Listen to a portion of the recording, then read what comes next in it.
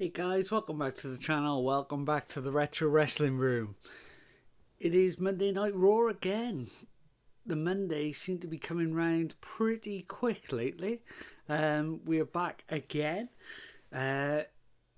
Tonight is not so it's not the Netflix debut. It's not the debut of Penta.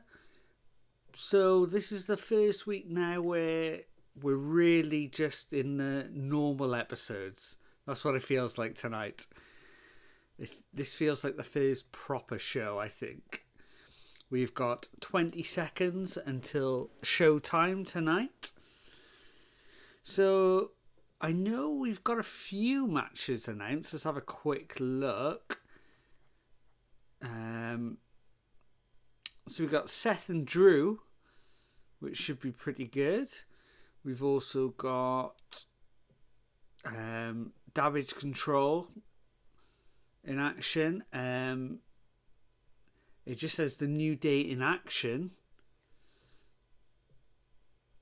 Jey Uso is here. Sami Zayn is here. But it doesn't actually state the matches.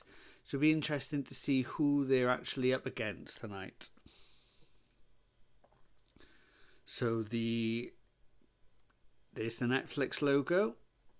So it looks like we're just about to start.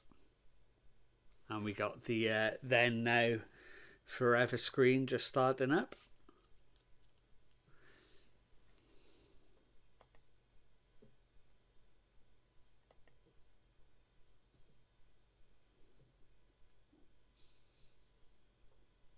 I say it every week, but I really like this screen.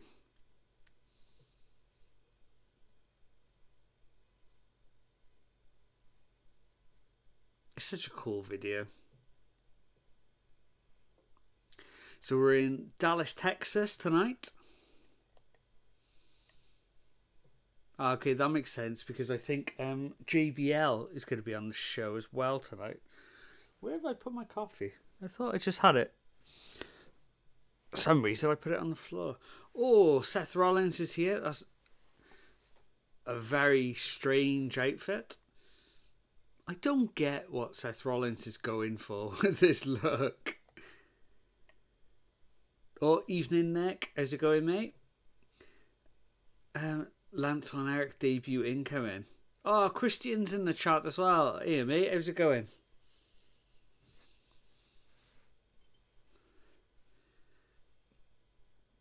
Oh, there's the... Oh. Oh, wow.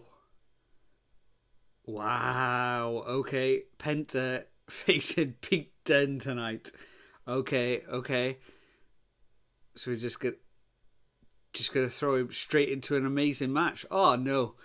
So the show has started with Nia Jax attacking Rhea Ripley in the back. Nick puts, it's good. I think Rollins looks like a guy who's trying to be cool and I have no idea what cool is. I just don't understand the looks. I guess it's like high fashion, like runway fashion that never really works in the real world. I think that's what he wears. It's very strange.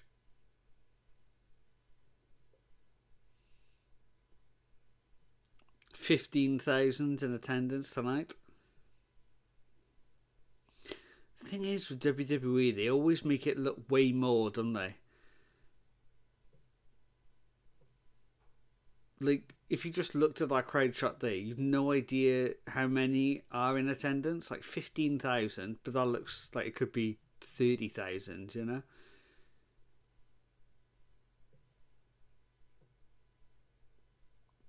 So Michael Cole and Wade Barrett.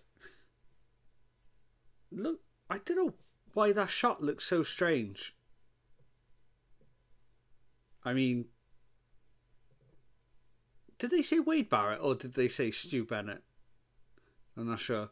But I know he looks massive compared to Michael Cole. Okay, that's why the shot looked weird, because he was on a crane shot. It's just panned out to the rest of the screen now. Ah, so there he is. Not one of my favorite ever wrestlers, Jey Uso, but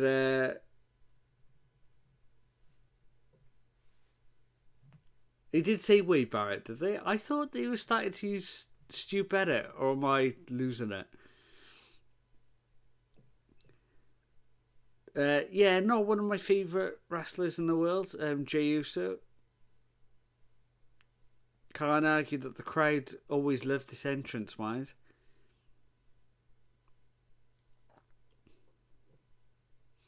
I saw this week that Nick Khan said that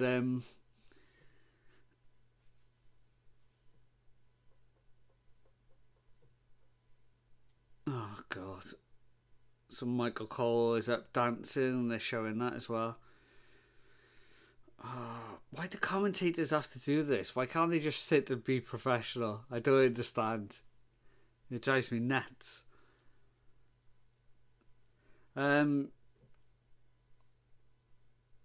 Yeah, Nick Khan announced this week that WWE are going back to France for a pay-per-view this year, probably. So, I mean, last time they were there, it was absolutely insane. I bring that up because they always, whenever they talk about the France show, they always show the Jey Uso entrance where the crowds are going so crazy that the camera started shaking.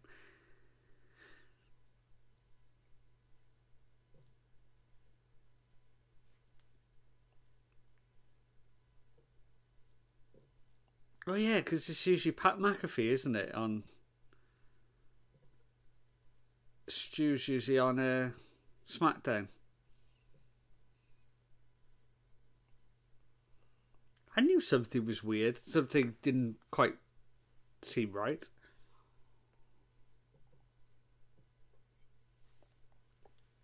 Pat's doing the NCAA title game. Ah, okay. That makes sense.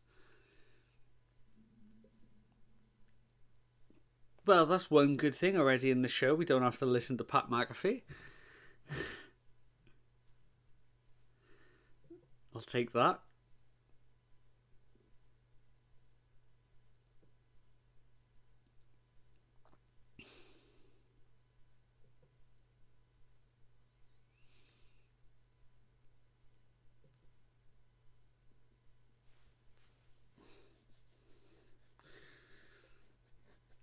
No, I am not, Nick. He's asked, are you ready for the McAfee Graves feud? Oh, God. Yeah, could you imagine?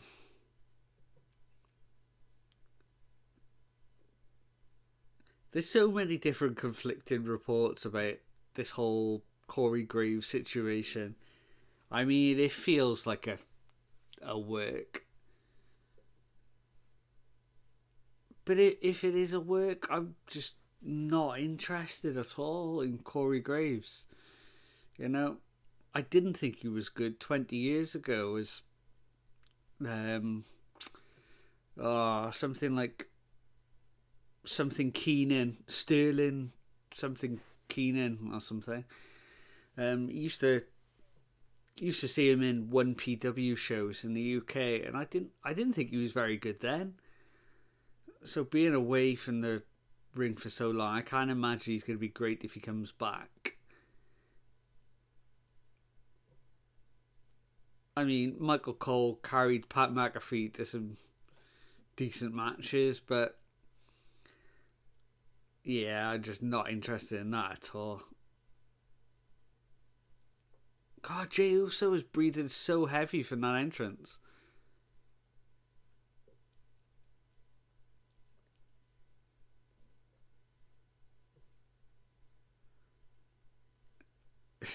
He's puffing like the Ultimate Warrior used to puff.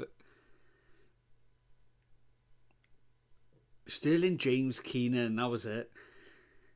I used to joke with friends showed up and mean the promoter wanted budget friendly CM Punk. Yeah, he was like CM Punk light, especially like ROH Punk.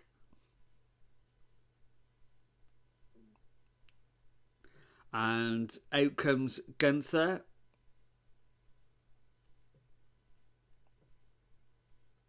Oh, somebody posted a video of Gunther the other day, and it was when he had a match in Germany, WXW, with Bryan Danielson, and it was like a really early Gunther match. He had a singlet on as well, and he looked massive in that match. You wouldn't believe that like, this was the same guy. He just looks so different. I mean, he looks different to when he debuted as Volta in NXT, but compared to then, just so different.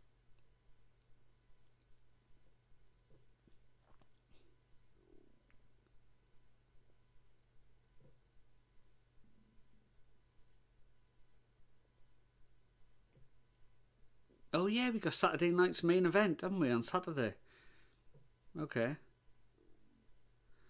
WWE should have Uso do the full entrance to Saturday night main event. Bell rings, one shot, Gunther wins.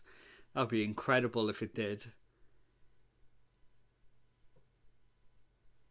Yeah, if they just give Jey Uso the Kofi Kingston treatment and Brock beat him.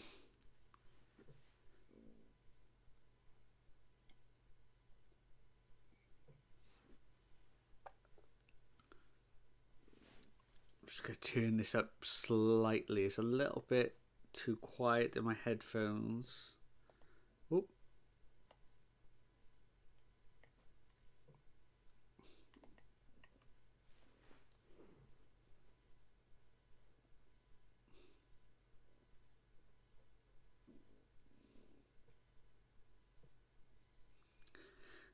I don't think anybody looks as cool as Gunther with a belt at the moment.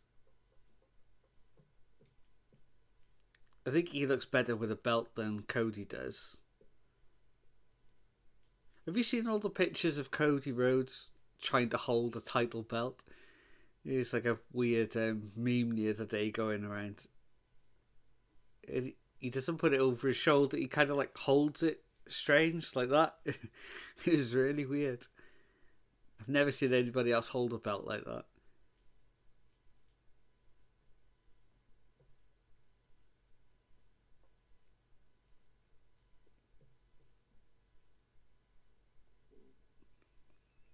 Gunther doing a rock impression almost then.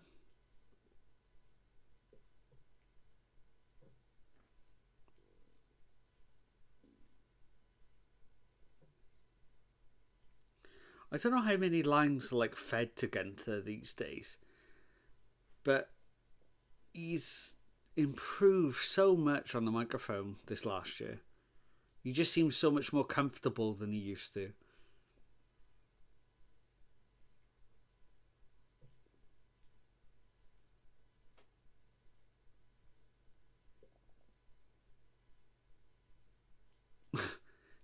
Wow, Gunther describes Jey Uso as a useful idiot. Wow.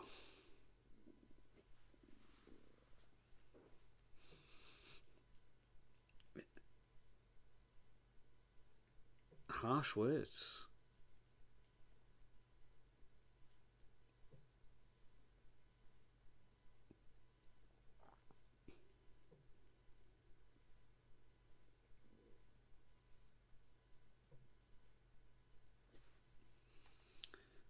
What's Nick putting there?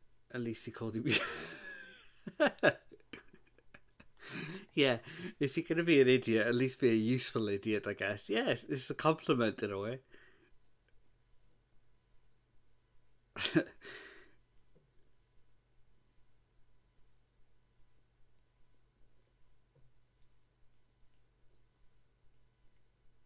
I say Jey Uso needs to make a comeback here because he kind of got punked out on the mic last week.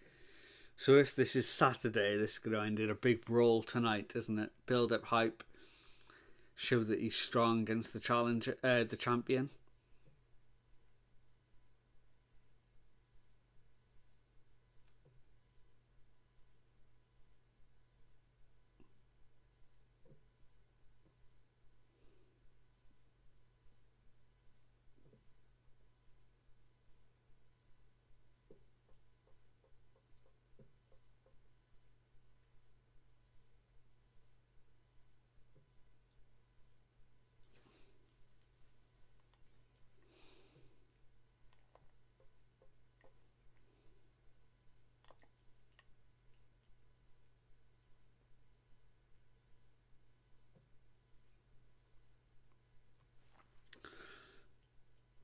Jey Uso says that there's only one of us the main event at WrestleMania, and it wasn't you. Yeah, I forgot that he technically main evented one of the nights. It was in the tag match against Kevin and Sammy, I think. It's weird though, because it's 2 nights now. I never classed the first night as headlining, but I guess it does count.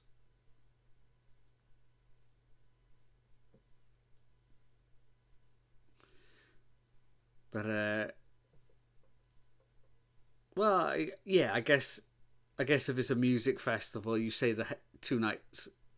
If there's 2 nights, you say they're both headliners. So yeah, I guess it counts.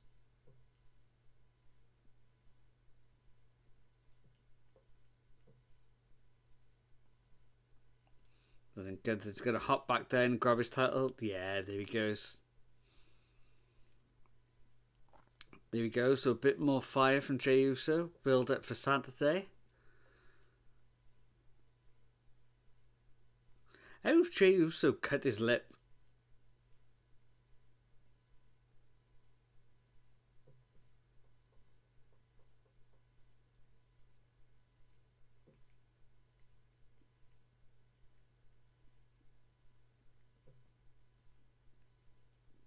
I don't know how he managed that. Dancing too hard. Yeeting too hard. Too big of a yeeter.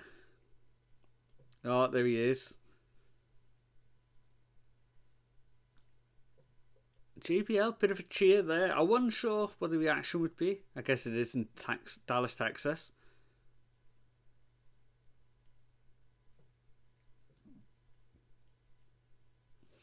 So we got an Uso segment and a JBL sequence tonight. Segment. Let's click on WWE. So yeah, they are saying that Penta's in action. They haven't updated it to Bailey versus. Have I got the Bailey card? No, it looks like Bailey's facing Nia Jax. They've put that. And they've also got Penta in action, but it doesn't say who it's against. As we found out earlier, it's going to be against Pete Dunne. That should be a great match. If they give them the same time that they gave Penta last week with Chad Gable with Pete Dunne, I think it'll be a slightly faster paced match. Both of them tried to break each other's fingers. I know they both do that.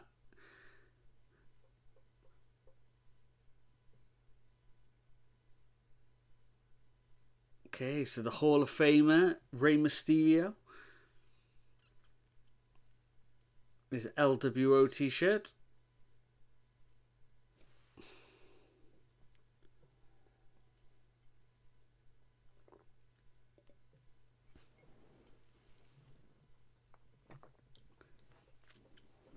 So yeah, this is another match that wasn't announced on the website beforehand.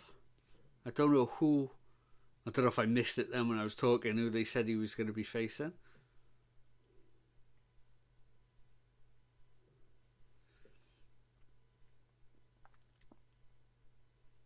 Okay, so it's just against Kofi Kingston. Oh, I probably missed it when they were just talking then. They switch it over to a New Day there. That's close enough.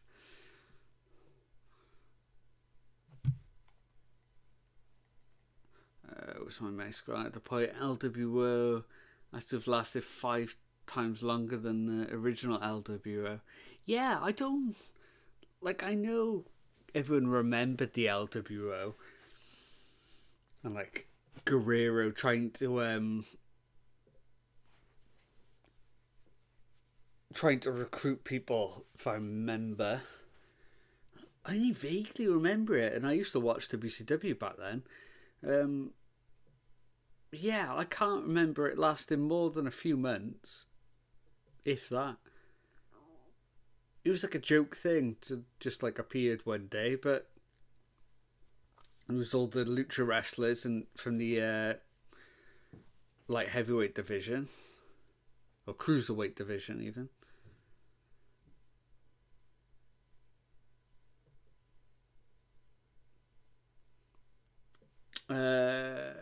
Chelsea Penta joining the LWO. God, I hope not. I hope they keep him away from it. I wouldn't be surprised if something happens down the way, but yeah, I don't know. Never say never. Yeah, he was once over. Eddie got his car wreck. Yeah, Ray with a shirt for a while longer, but even that didn't last. Yeah, it did seem to go pretty quickly. I don't remember it lasting long at all.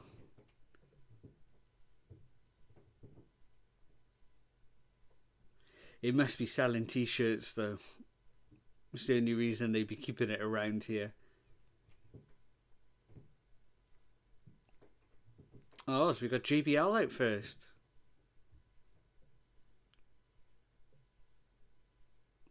Well, in kayfabe, that was the last ever match, wasn't it, of JBL? When at WrestleMania, when Rey Mysterio beat him really, really quickly.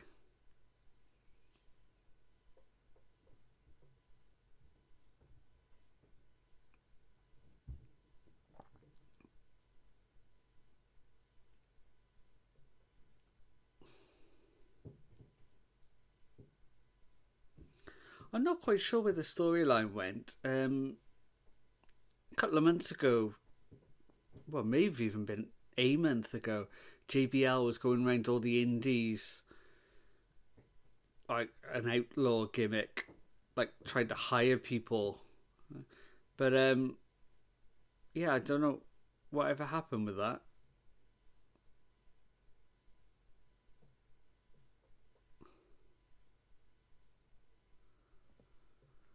Weird though, you never usually see that with WWE. Like,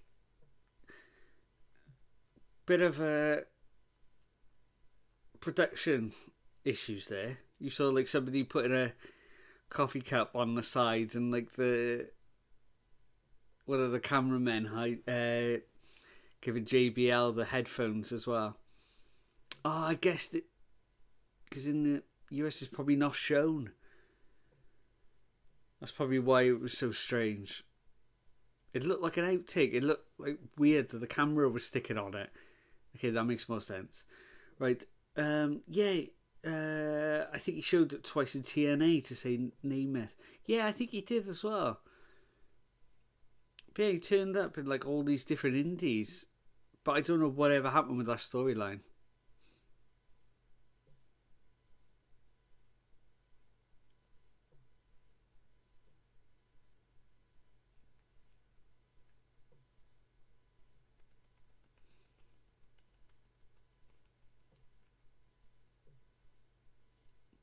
Okay, Bailey has announced herself for the Royal Rumble.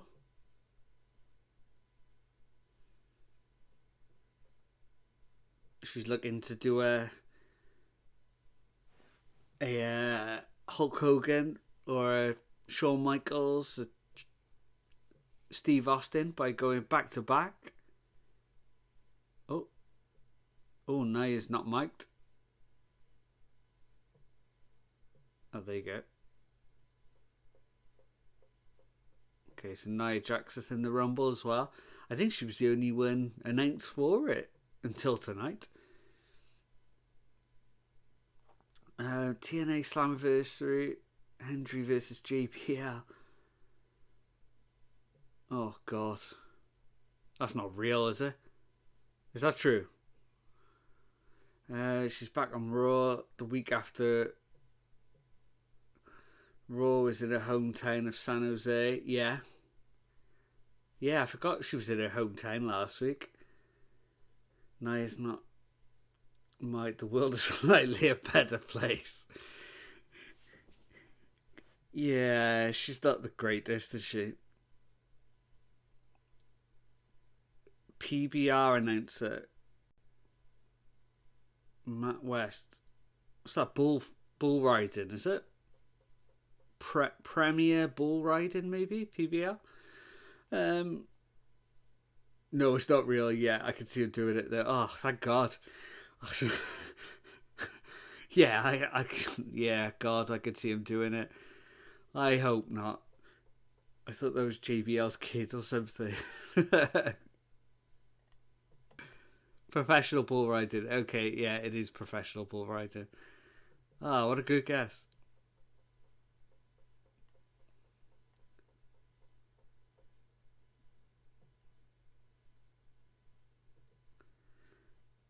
Okay, so we had the original New Day music there, and they've come out and stopped that from being played.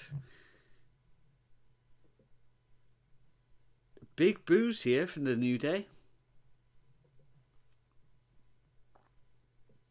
Oh, now it's changed into a New Day sex chant.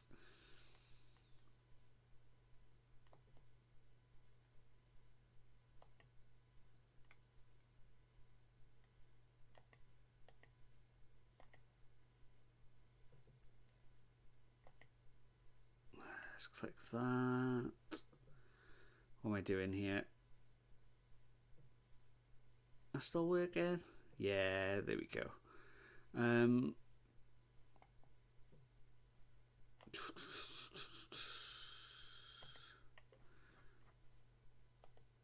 there we go. If I click that, mute that. There we go. That's better. Right, back in action. Back in action.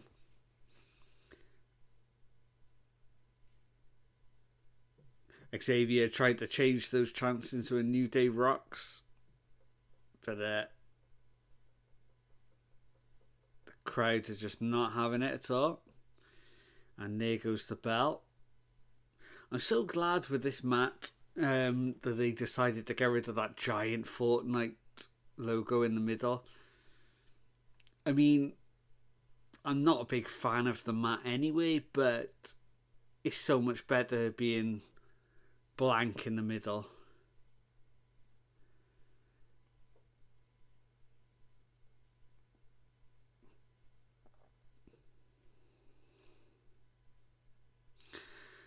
So while this is going on, Nick, I noticed you were tweeting a little bit about the GCW shows yesterday and the TNA show. Which one was the best show, do you think? I've watched clips of both. I haven't watched the whole things yet. I got a feeling they were both... TNA was being typical TNA and GCW was being typical GCW.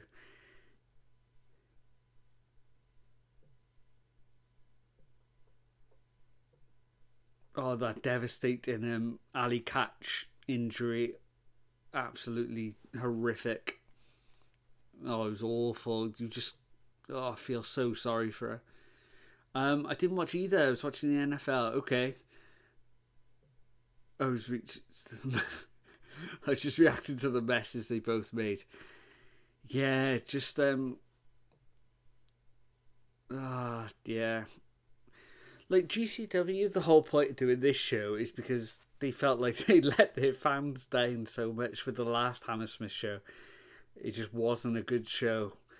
And this one, I think if something could go wrong, it just went wrong.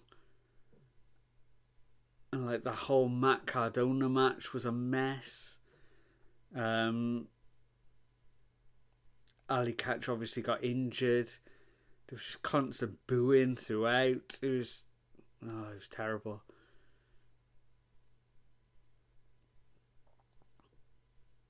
And then Brett got caught giving away free tickets as well after denying it.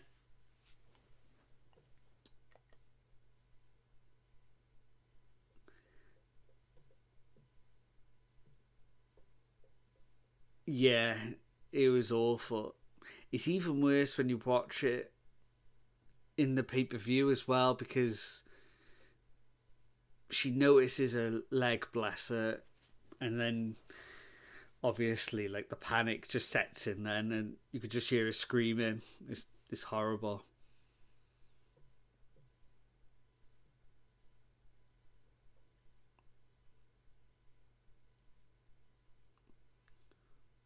Oh, I don't think that meant to happen. Um, Kofi just power bombed Rey Mysterio on the floor, but it looked like he just kind of dropped him from about knee height level. That didn't look like it meant to happen.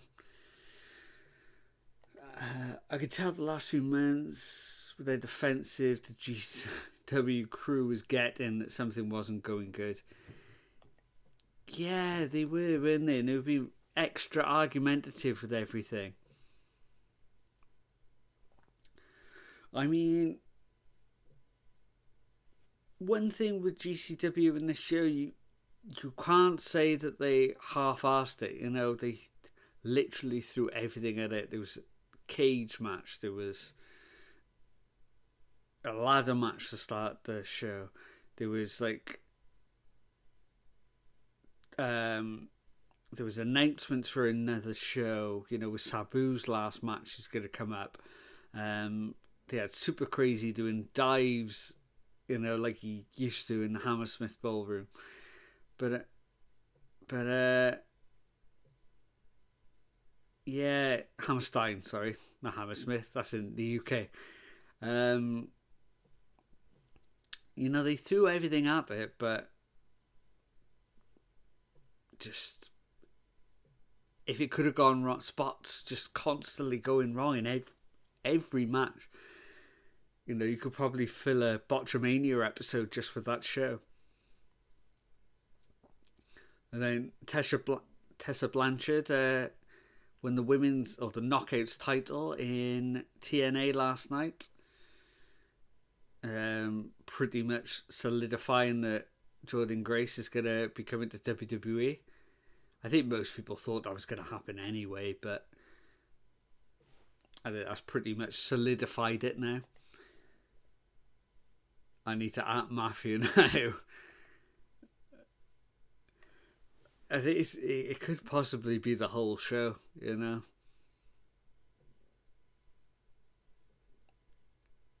There's one spot, and I can't remember what match it's in. I'm trying to think who it was, and I think it's Sawyer Wreck comes, like, makes her appearance, and she sprays something in somebody's eyes, and they like fall off the ring apron, and conveniently fall through the table as well. But he just looks like a comedy sketch. It just looks awful. TNA have been setting at Grace to go to WWE for a year now. Yeah, they have. I mean, she made that shock entrance in the Rumble last year, which I don't think anybody expected. Well, I didn't anyway.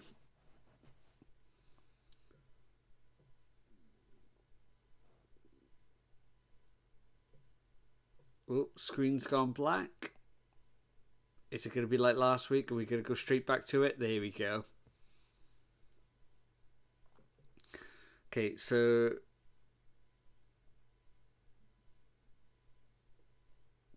Kofi Kingston and Rey Mysterio just doing that trading blows spot in the middle of the ring at the moment.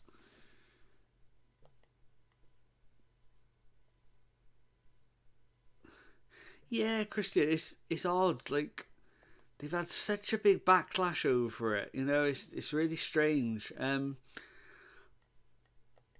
Now that we know, like, this is conspiracy talk now. Now that we know WWE are partnering with TNA in like a big way, I wonder if this is a WWE planting Tessa in TNA because they wanted to sign her, but they kind of want to see what the reactions and everything are like, so they forced her into TNA. I got no proof of that. I don't know if that is possible or if that's true at all, but I wonder if that could be a theory. You know, because this way they can say, well, it wasn't us, it was TNA. You know? I don't know. I wonder. Oh, so Rey Mysterio with a seated senton there. Bounces off the second rope. Misses with the high cross body though. Kofi Kingston with a roll up. No.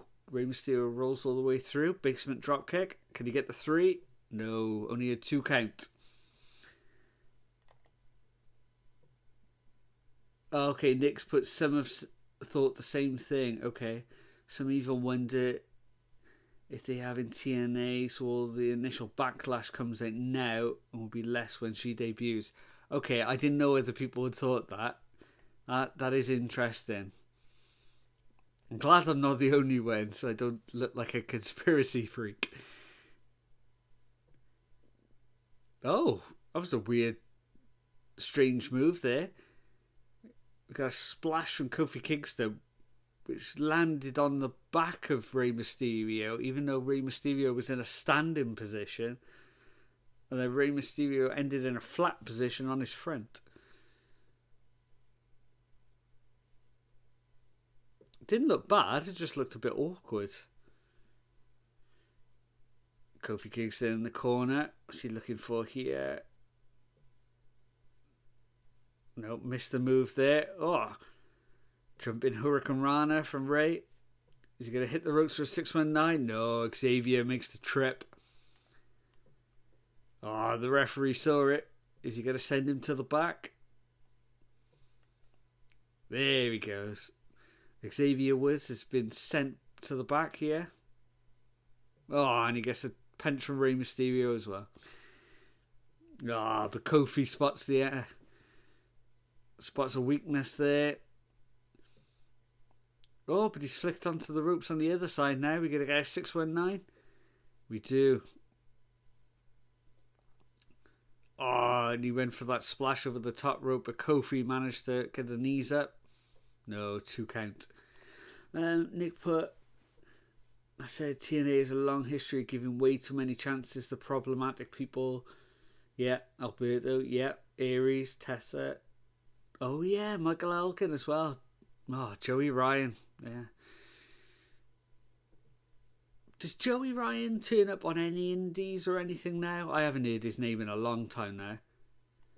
Oh, Kofi went for that odd move there.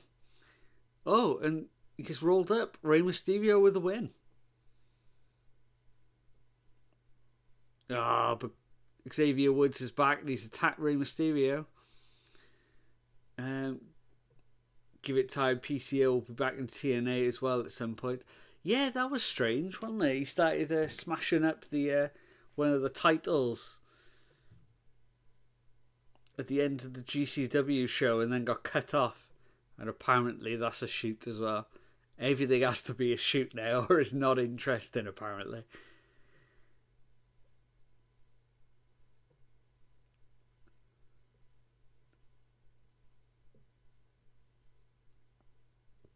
So the LWO have come down to make the save. Oh, but a New Day haven't gone.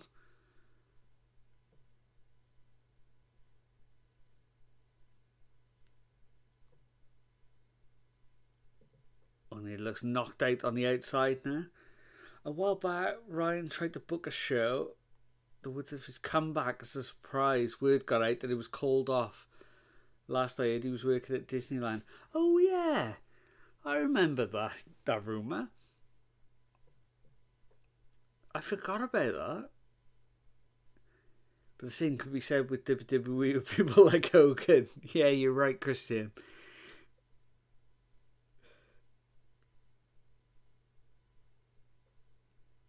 That's it. I mean,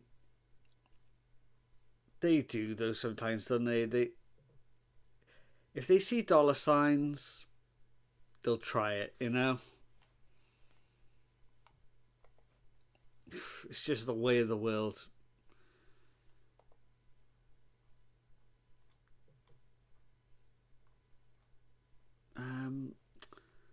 Right, let me save that Penta picture there. Oh, my unclicked. We're just seeing a Penta one. See that image as? There we go. Just so I can set up a thumbnail in a minute. Isn't Hogan supposed to be on Saturday night's main event? Yeah.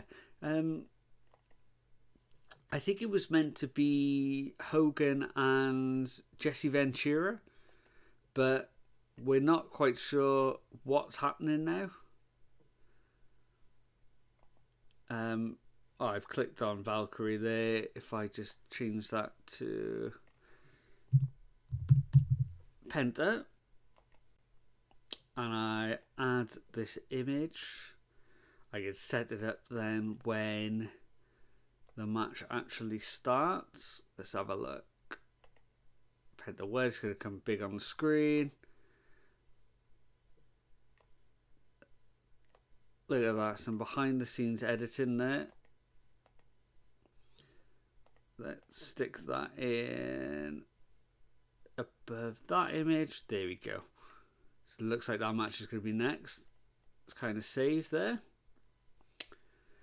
Christian, I guess that's what's best for business, you know. Well, that means Vince debuting in AEW. Oh, they were on about Shane, weren't they, for a while? Shane was apparently having talks in AEW. Don't quite know what happened there. That was really strange.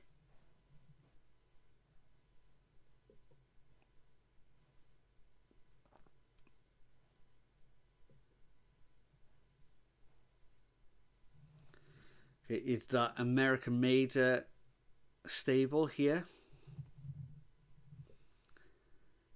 I think it's a good little stable to have Chad Gable in charge, you know. I think the others will learn quite a bit from him. Let's have a look. What's Nick saying? Sadly, I've seen people who want the AEW. Dear God, a few minutes ago they were begging for Shane McMahon. Yeah, they were. It was crazy. Oh, I had Darian in Darian? I read your surname out then. Darian. There you go. Akira Tozawa will win the Rumble and defeat Cody at Mania. Could you imagine? Like Akira Tozawa, I remember him being on the Indies. He used to come to the UK quite a bit as well. He was around the same time as Uhaa Nation, who's now Apollo Crews. They're both great on the Indies, and he was in Dragon Gate as well. And he was great. He's kind of just a comedy character now. It's a shame in a way. Shane isn't a bad pickup for AW though, especially with his high spots. The problem is his father. I wonder, yeah, like fantasy booking. I wonder what Shane would do in AW. You know, would he just be a behind the scenes thing, or would they push him on camera? I don't know. I really wonder what that meeting was all about. So we got a Karrion Kross and Scarlett Bordeaux interviewing the crowd here. So this seems like a weekly thing now that they're going to have these, you know, in places of the breaks. They're just going to cut to the a few interviews in the crowds with different wrestlers. A lot of the posts I saw wanted Shane to be the boss of the Elite or Death Riders. Yeah, I saw that. They were meant to be the higher power type thing of the Death Riders.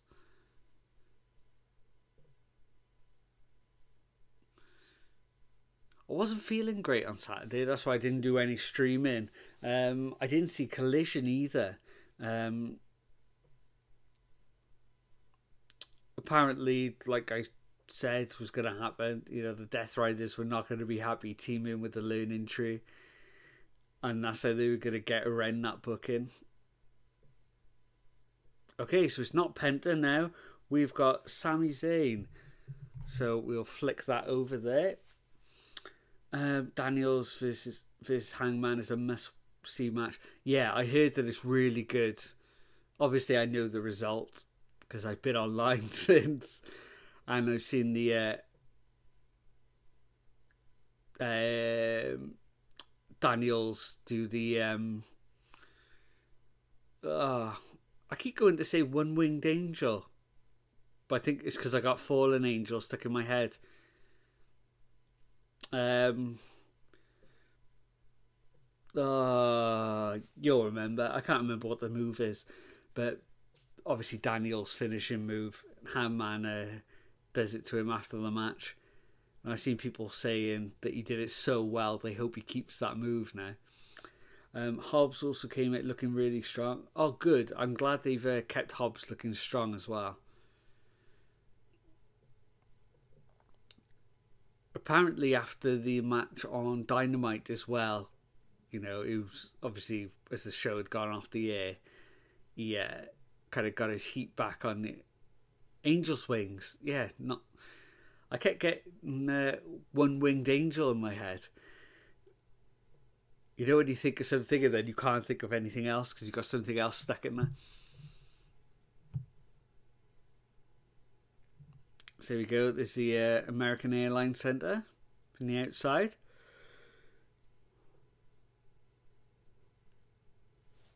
Wow, Dallas. 27th Monday Night Raw in Dallas. That's a cool fact. Home of the legendary Von Erichs, yep. And it's held two... Oh, wow. I wouldn't have known that as a fact, that Wade Barrett won the first NXT show in Dallas, Texas. Oh, no. I wouldn't have known that David Otunga came second either.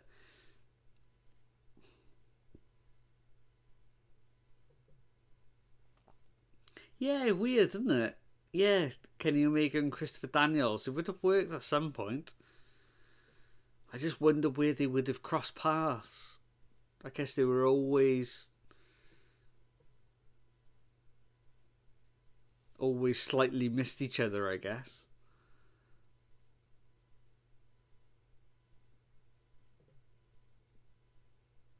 So a big welcome for Sami Zayn from the crowd.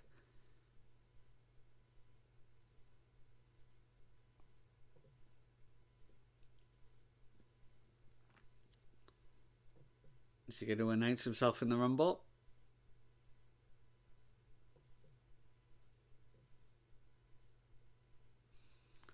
It's a star-studded lineup so far.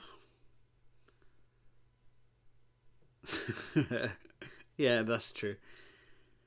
Yeah, the game show era of NXT. So strange. I remember watching the very first episode of NXT because I was a big ROH fan and I knew Daniels was going to be there. And he was in the main event and he faced off against Jericho. And I remember that was a good match. Daniels did like a suicide dive to the outside and he crashed into the announce table. But yeah, and then it just turned into this weird game show type thing. Really strange.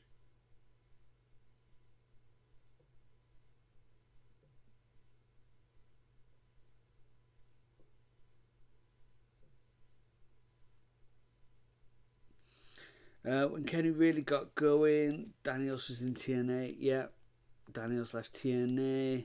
Kenny had already moved to Japan. Then 2016, he was off to the races. Yeah, you're right. According to Jericho, after the match was over, he was putting over Daniels backstage. Vince told him he doesn't even eat meat, Chris. I remember that was the thing as well. And then they like made Michael Cole, didn't they, hate Danielson, even though he was like a face with everyone else at the time. But he just hated Daniels. It was, yeah. It's always been some strange booking. They need to start making announcements. Yeah, they are announcing quite a lot, and they're announcing quite a lot of the big names as well. So it's going to be interesting to see what big names will be surprises. I don't know. I'm trying to think, like, I mean, I wouldn't be surprised if a Brock came back. Oh man, I managed to forget about heel Michael Cole. There's all rushing back. Yeah, Mr. Michael Cole, 1-0 at WrestleMania. Undefeated streak. Saying that, did he win? It may be one of those where he lost and then they reversed the decision or something. Vaguely remember. I don't know.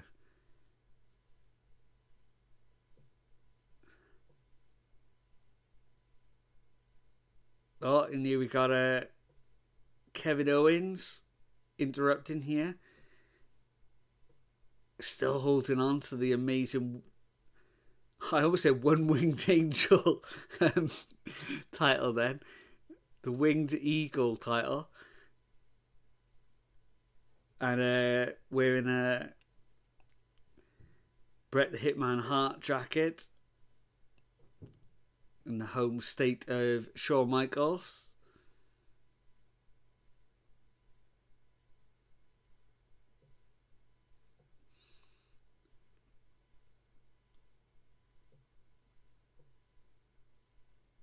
Oh, it's not just a jacket, it's a hoodie as well. I quite like that. I might have to hunt that down.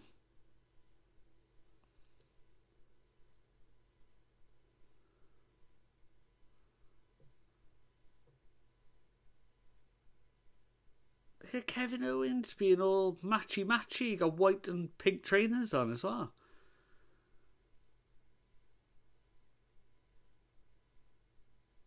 Kevin the style icon Owens here tonight.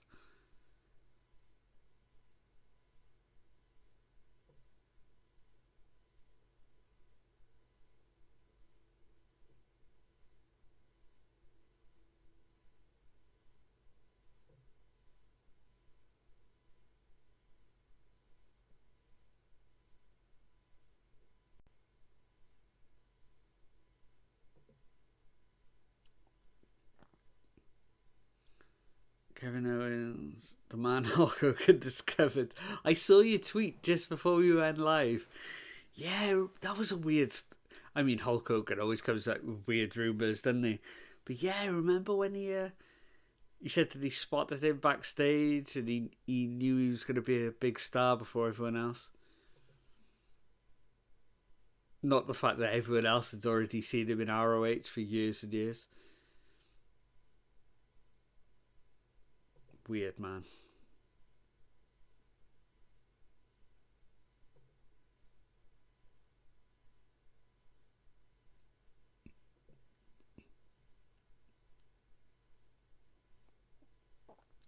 Okay, so Kevin Owens playing off here that he's going to forgive Sami Zayn for teaming with Roman Reigns and not attack him in the same way that he did Cody Rhodes. Even in WWE, when I see like a title like a month in, his main roster debut was with John Cena. Yeah.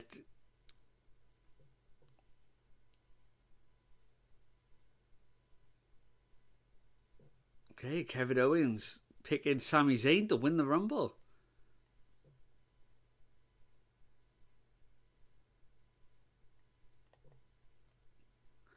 I was just saying, have more twists and turns to the soap opera super couple. They do. And even though they have teamed and turned on each other, even though it has like twisted back and forth, it does always feel organic. I think that just speaks how highly talented these both are. You know, because a lot of people, you'd think, well, why are these still like teaming? Why do these hate each other now? You know, but with these two, it always seems to work. It just does feel organic.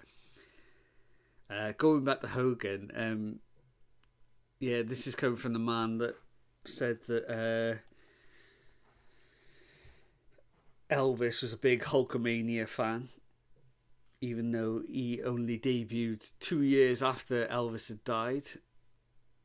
Apparently, he was the bass. He was gonna be the bass player for Metallica. It's just the number of lies that man comes up with is mental.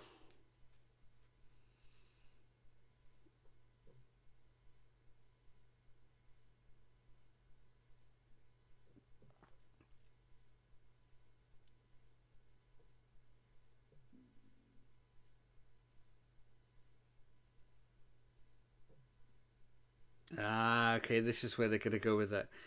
So Kevin Owens is saying that he's got Sami Zayn's back, and that's why he's going to win the Rumble. And Kevin Owens is going to win the world title because Sami's got his back. Looking for a friend to team up with him. Okay, I like that. That's well played. Well played, Mr. Owens. So we'll see a bit of doubt in Sami Zayn's motives now.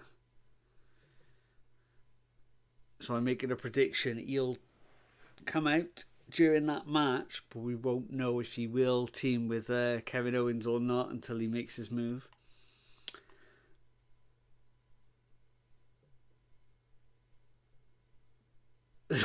I do remember that one. Yeah, I've heard that one recently. Yeah, he wrestled over 400 days in a year because he had matches in Japan, and because he flew back and forth so much, he technically had more days in a year than anyone else. It's amazing how that works somehow. Claimed he fought Pride fighters in the 70s. Just berserk.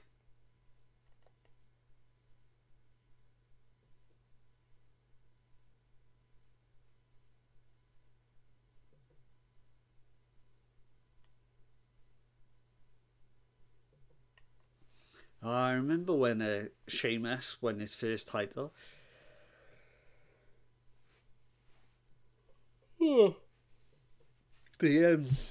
They tried to make it look like a fluke, didn't they? It was a tables match against John Cena. They were the dark days of WWE.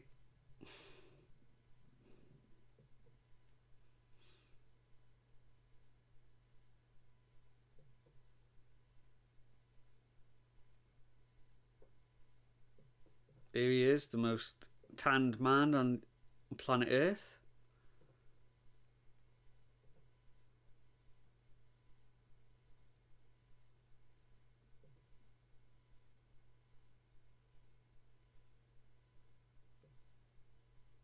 So this is the Intercontinental title match for Saturday night's main event this weekend.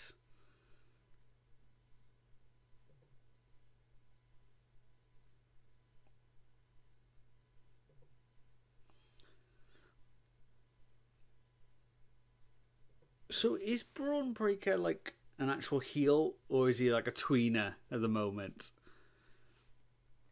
I don't know. I've no idea. Well, I'm gonna have to save this image now as well. What's going on here? This is a Bailey match. We're gonna have to set up as well. If I duplicate this scene,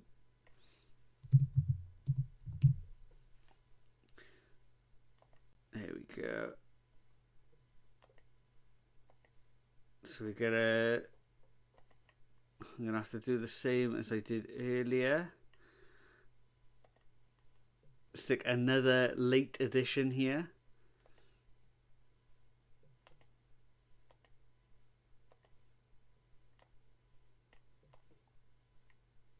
I'm not looking at the screen at the moment because I'm trying to sort out this thumbnail. Who's that speaking? I recognise the voice, but I can't see who it is.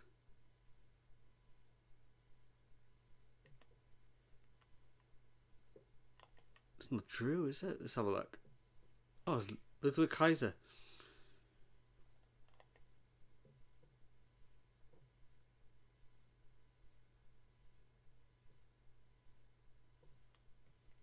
Weird. He had like a bit of a Scottish twinge to his voice then in my headphones.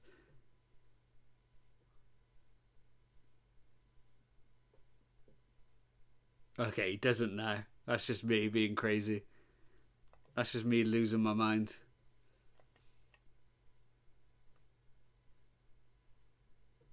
Well, we're an hour into the show already. It's kind of flown. It's gone quite quick. Let's plug my phone in here. There we go. Start charging. Yes.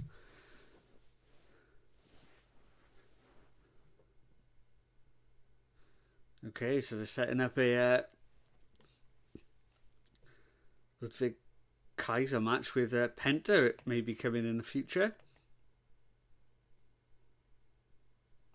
You're lucky you get WWE pay-per-views on Netflix and SmackDown too. Yeah. I mean, SmackDown's really annoying because it's got those breaks and we just get a blank screen.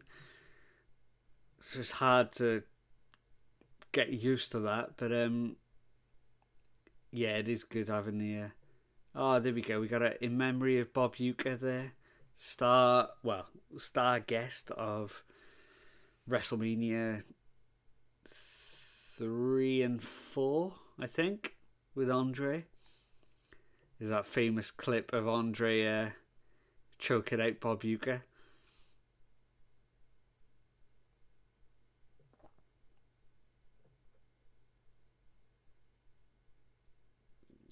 You know, we used to get the WWE Network, which was great in the UK. You know, because everything was on there. It was either like $9.99 for sorry, not Netflix. $9.99 for the oh my god, the network. Oh god, I forgot the word network, and I just said it. This was $9.99 for the network, or like 25 quid for each pay-per-view. And I was like, well, who's not going to sign up for the network and get the whole thing? Really strange. Yeah, it's sad that the network's not there anymore. You know, I know we got that WWE Vault channel, but it doesn't have... They are adding quite a lot all the time, so maybe one day we'll have everything, but not quite there yet. So Roxanne Perez is in the front row there.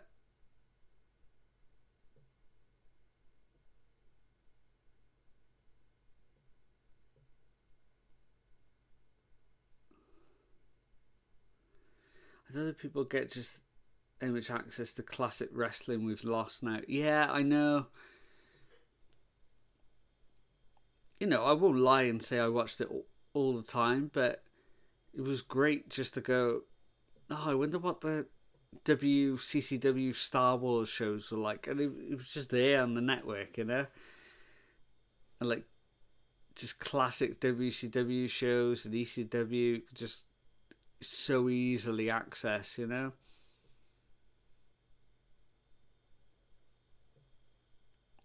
But even, and like, I don't know how many people watch the shows, but all those like shows that they made for the network as well, they just, unless you've got a way of accessing them somehow, you know, or like downloaded them in the past,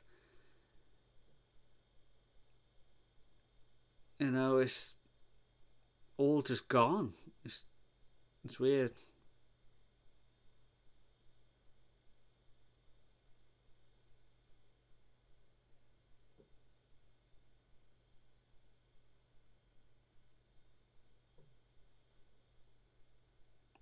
Is that a new Bailey theme, or was that just it sounded odd in my headphones? I don't think I recognise that. I've seen some hope if I don't get more uploaded to Netflix, and maybe WWE will start to sell off the vault. I wonder if they would.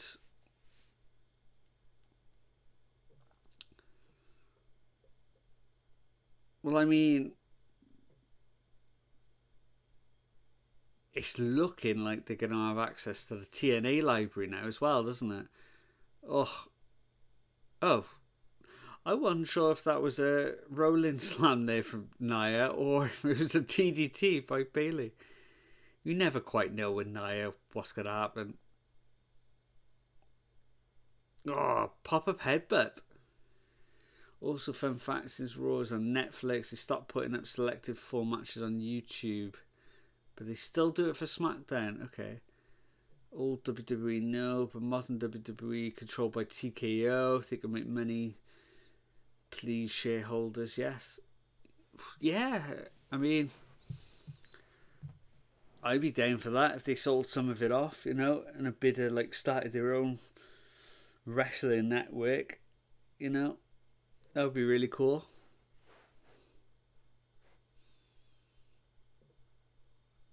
You know, imagine that if there was like a classics wrestling network. You know, obviously it wouldn't have as big a subscriber list as the WWE network had or Netflix has got, but for hardcore old school fans, oh, lovely side slam from a back suplex from Bailey there.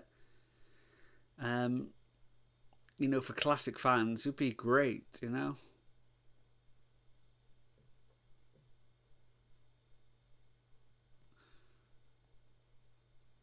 Oh, big Uranagi from Nia Jax in the corner there. Oh, she's climbing up to the second rope, looking for a bonsai drop. No, she gets pushed off. Oh, Bailey kicks her all the way to the outside. Bailey with a full head of steam. Oh, suicide dive to the middle and bottom rope. And shouting at Roxanne in the front row. Roxanne looks about 3 foot tall, doesn't she?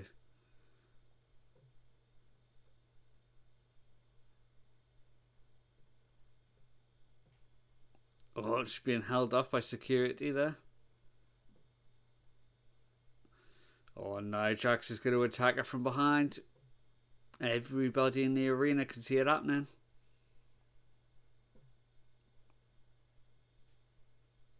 Oh, and the screen went black. But yes, Bailey's on the floor, so I guess that's what happened.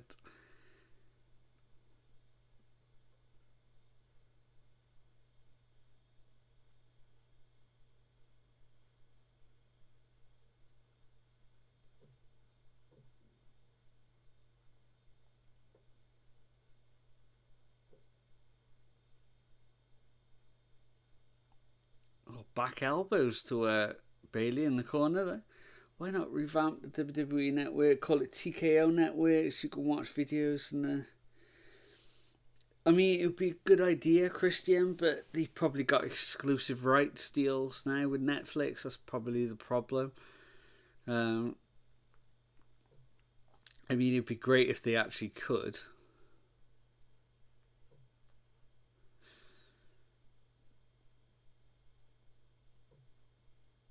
I don't know if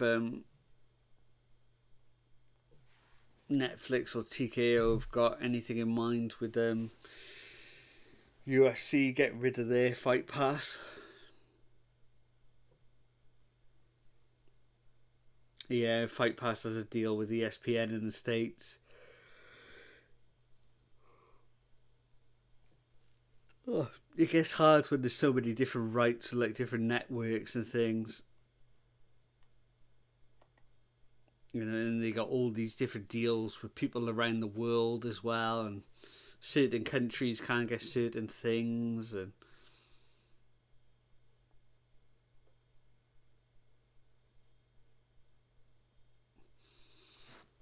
it's weird because like even like say there's a WWE clip in one of my videos, sometimes it'll get flagged for copyright reasons, and but it won't be like in the UK or the US, so they still get to see it, but like people in Pakistan can't see it, and it's all to do with like certain rights. It's really strange. Hell, Wrestle Universe can't upload Prime Years Noah because NTV in Japan own it. Yeah.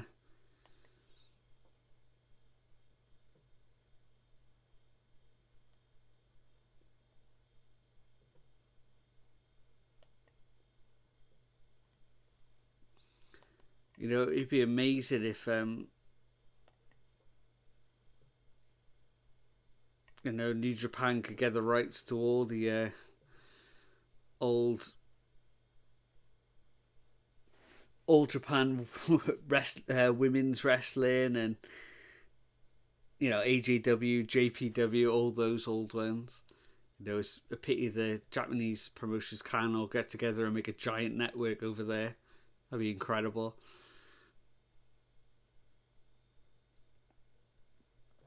Nia Jax with a standing leg drop to Bayley's arm there. It was almost like a famouser, but to the arm.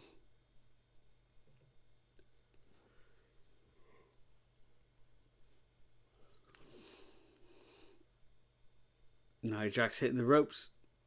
Oh, Jesus. She went for the leg drop there. Was meant to miss. It still kind of hit Bayley. She's just so clumsy. God. She's lucky she didn't land really on her arm there. Because that could have been really, really nasty. I remember someone saying once FNW's tape rights are a mess. So I could see it being similar with places like All Japan Women. Yeah, because you used to get DVDs, didn't you, of certain FMW shows. Well, I don't know if they were the whole shows; they were probably clip shows. But yeah, it was weird. It's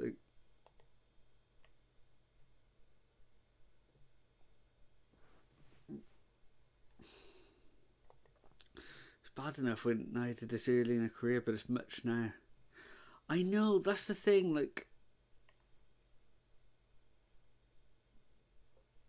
it's got to that phase now when when she does it, you're well, remember that quote CM Punk said to Ryback? It's you can't keep making these mistakes. At one point, it's got to stop being a mistake, and you just got to be doing this maliciously now. You feel like that with Nia Jax. You're how are you still making these silly mistakes constantly?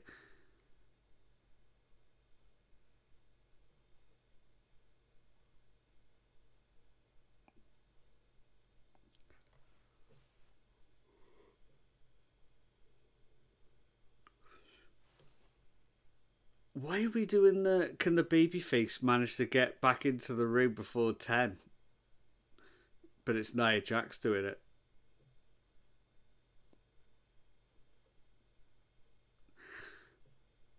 Is that a Yokozuna or a Aja Kong tribute that Bayley just did then with the senton? Sorry, sumo drop. Bonsai drop even. Where she crossed the arms.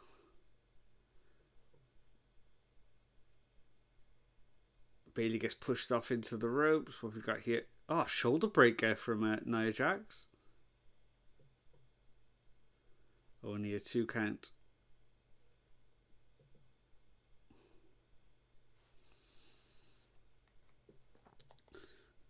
Was it Syrie Kane? Syrie Kane. Oh, you can tell I'm tired. Syrie Kane. Right, let's try that again. Was it Kairi Sane words with Nia? You could hear yelling, "I'm not set," just before she slammed her into the corner. I don't remember her shouting. I remember her injuring Kairi Sane. It could well be.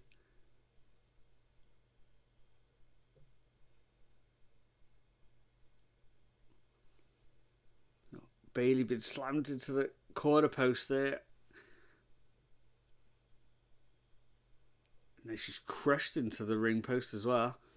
Nia Jax climbing up to the second rope here. We're going to get that bonsai drop finally. No. Bayley manages to pull her foot off the rope there. Oh, the running knee from Bailey as well. Can Bailey get a 3? No, only a 2 count yet again. Yeah, because she hit Kairi Sane. She hit, obviously, the famous Becky punch. Yeah, there's a few people that have complained that she's hurt them.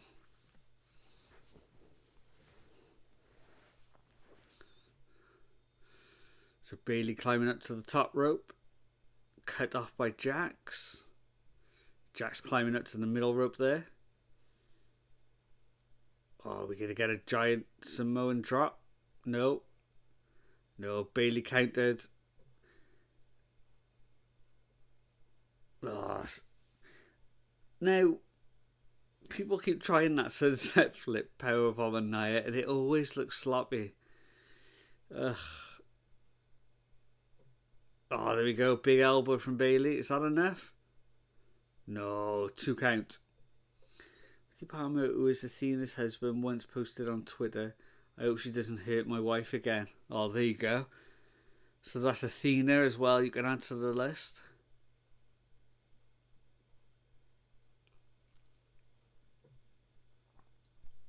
Athena the other day having an amazing reaction over in Japan. Oh, we almost got a Bailey to Bailey. Bailey couldn't quite pull it off with her injured arm.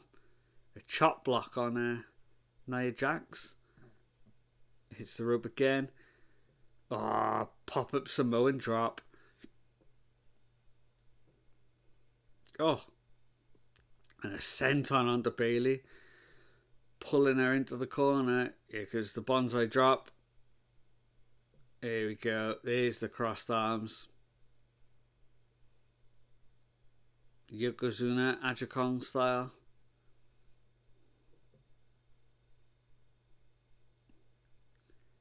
Yeah, I love moments like that. You can see how much getting to work in Japan meant to her. I say it's just made for some people. You know, some people love it in WWE. Some people love it in AEW. Some people love going to Japan. You know, there was a video the other day of Sammy Guevara's wife, Taya Mello, something like that. She entered the Budokan in Japan, you know, because she's like a judo black belt and judo was her main thing. You know, she was crying her eyes out just by going there, you know, and it's lovely to see, you know. So we've got Rhea Ripley coming down to attack Nia Jax here. She was attacked at the beginning of the show. That was the first thing we saw on the screens tonight.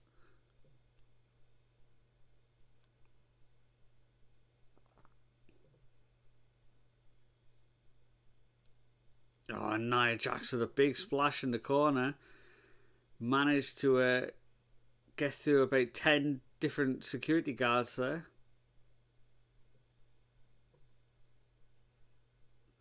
Oh, Rhea Ripley manages to get away from all the security.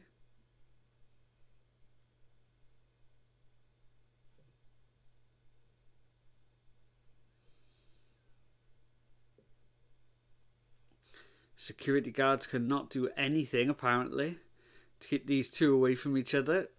They're just standing around shouting, "Please stop."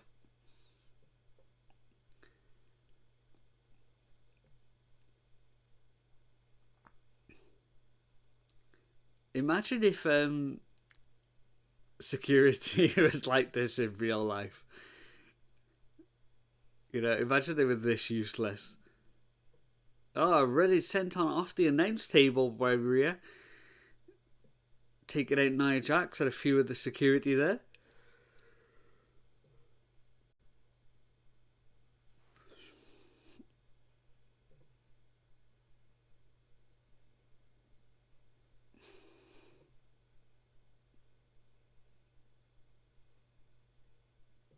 Rhea grabbing the microphone.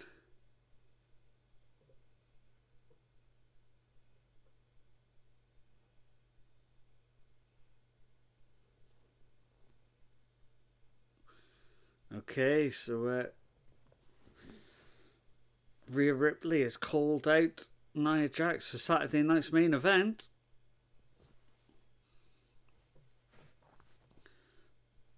So what would that be? That would be Jey Uso versus Gunther. We would have Jey Uso, Gunther, Rhea, Nia, the Intercontinental title match, Braun Breaker, Sheamus. Is there anything else announced for Saturday night's main event?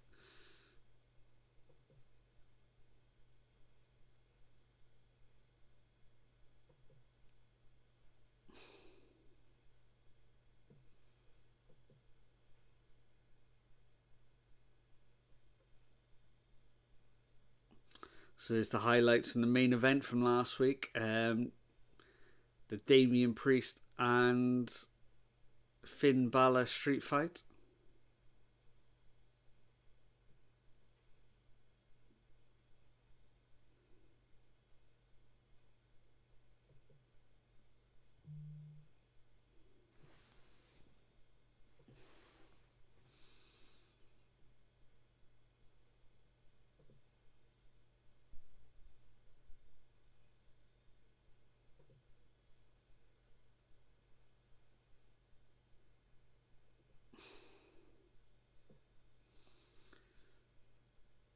Damian Priest got the big win in possibly the blow off to that feud.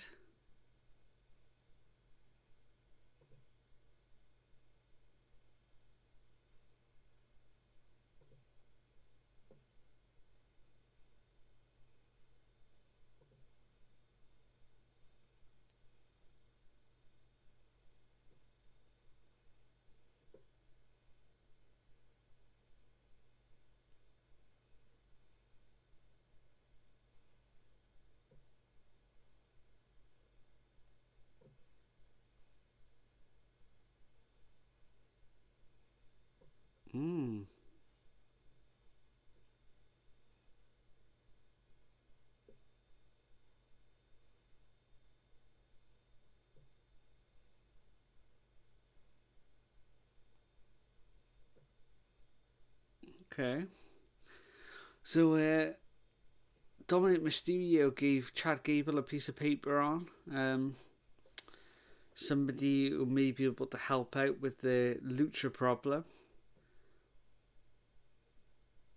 Master of the Dark Arts, they said.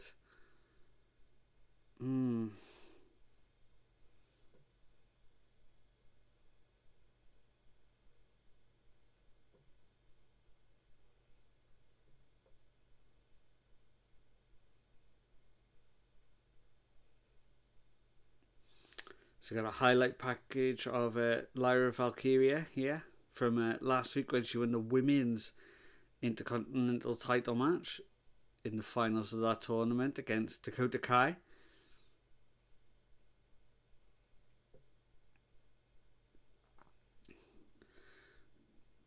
I saw most people online were upset that it wasn't Dakota Kai winning that match.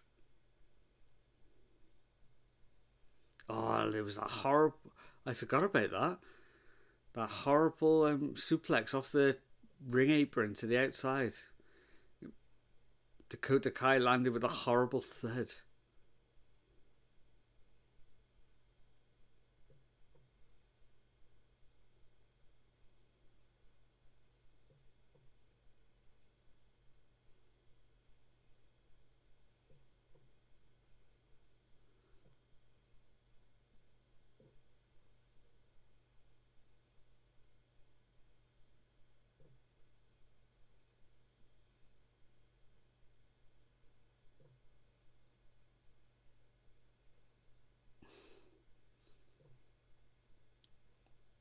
Okay, so up next is going to be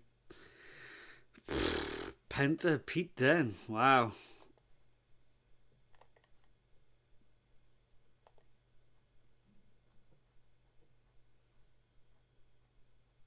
Crazy.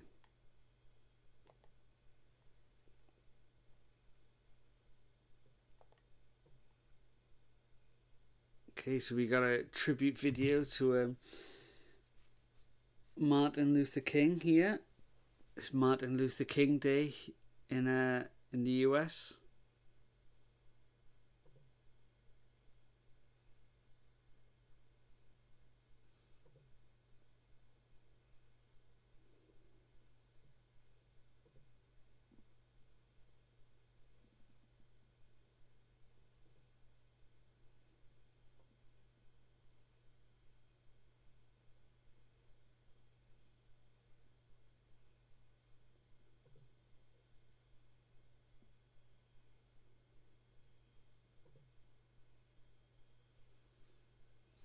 So we're gonna get a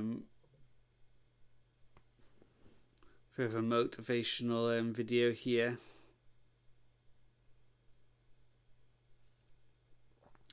And all the WWE POC superstars there.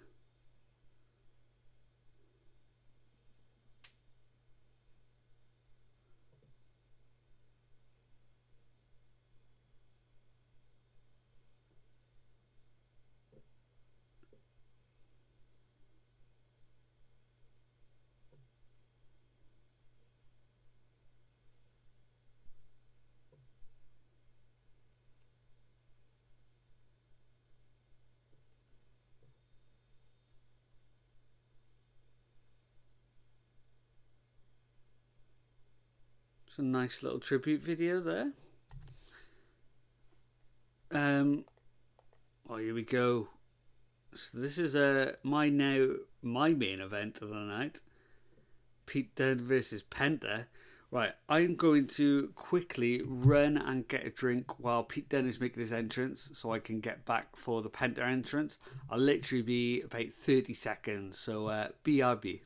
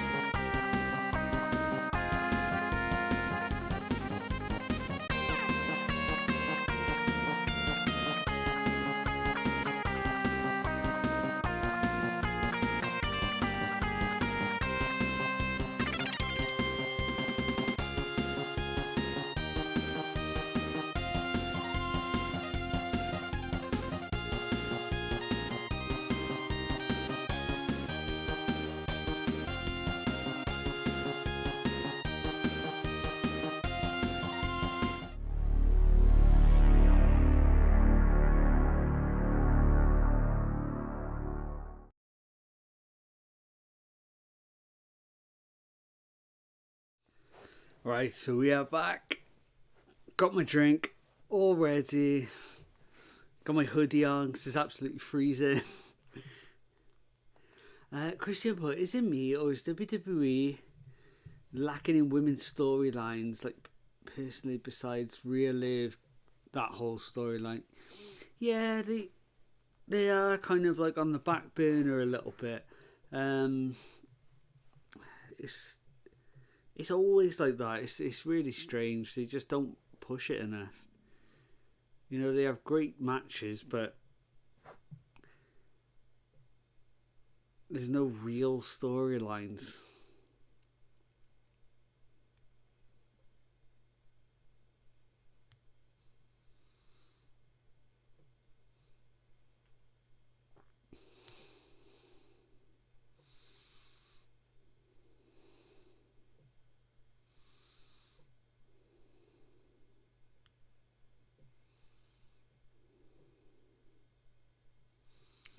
This is another WrestleMania trailer here. 19th and 20th of April this year.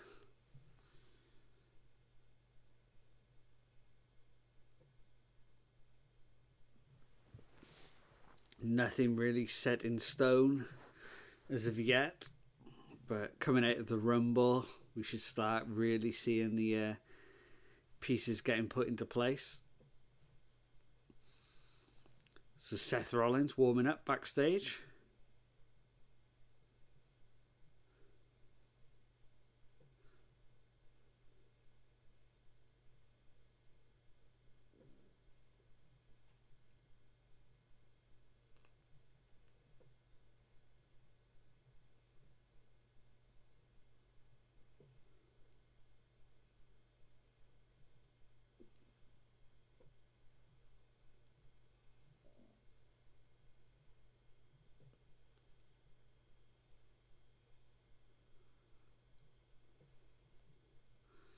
Bit of friendly banter there between Sami Zayn and Rollins, both saying that either of them are willing to throw out the other one. And we had a creepy shot of Karrion Kross in the background there.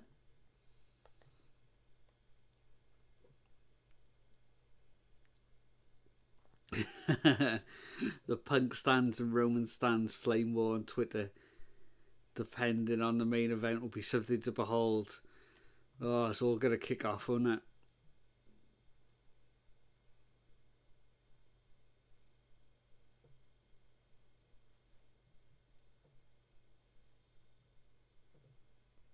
Here we go.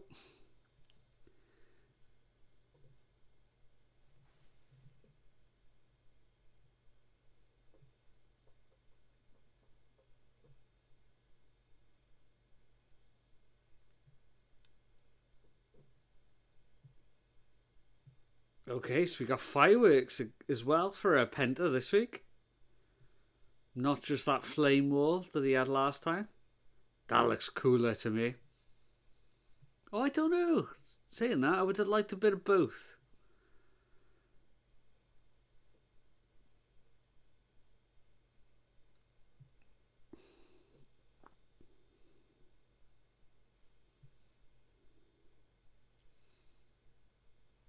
Bit of a quicker entrance this week. They're not going to milk it as much as last week. Makes sense.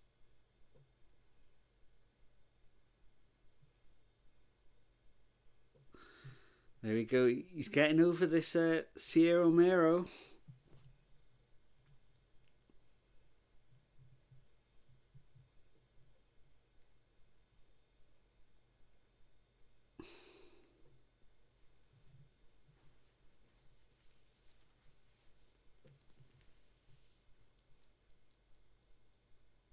Ah, there we go. Straight into... Oh, you went straight into that finger slap break spot.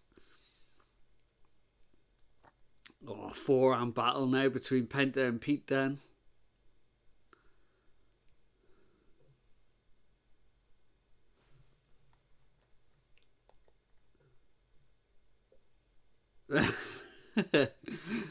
I guess you saw that video of Triple H showing Penta how to do his entrance earlier today. He just can't help being the centre of attention, can he, that man?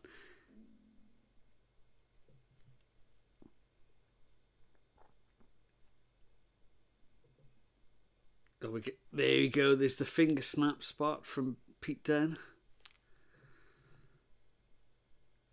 Oh, a big stomp to the elbow as well.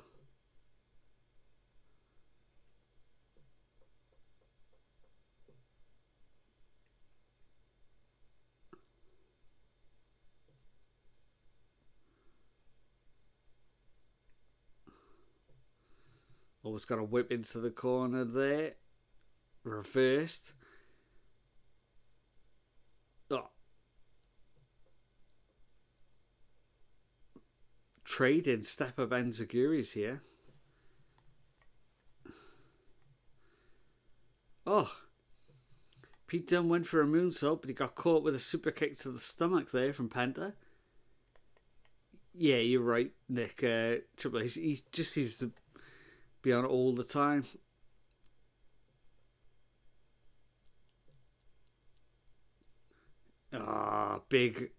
Big elbow from Pete Dunne.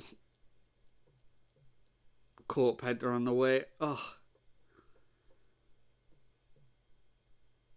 there's that release suplex move that Pete Dunne does. Landed right on the ring apron there. Bad landing for Penta.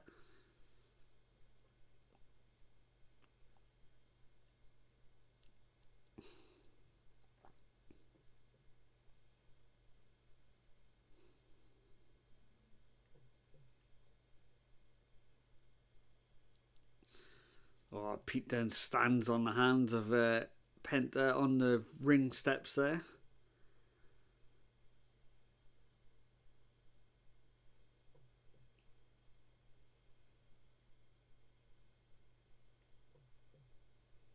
Pete Dunne looking to work over those fingers again on that hand.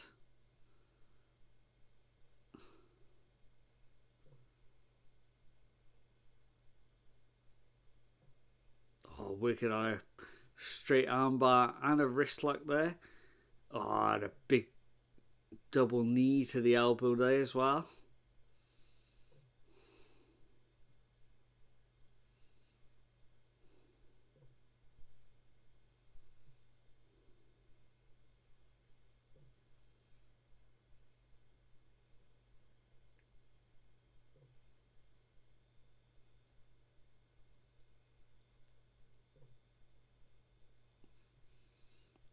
Big kick there, right to the eye from Penta.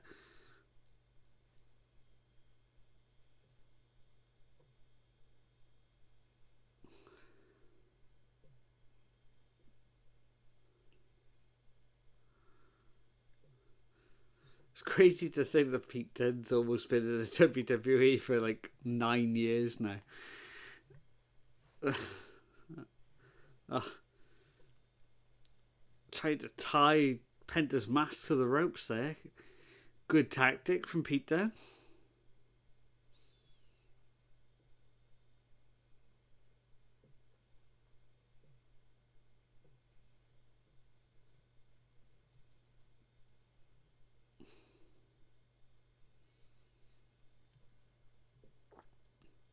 Pete Dunne going back to those double knees to the elbow.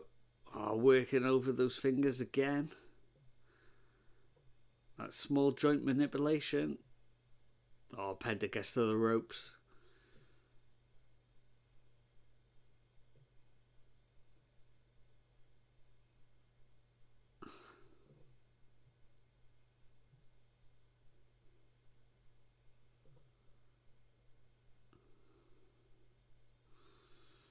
This match has been all Pete Dunne so far. Penta not being able to get anything off so far.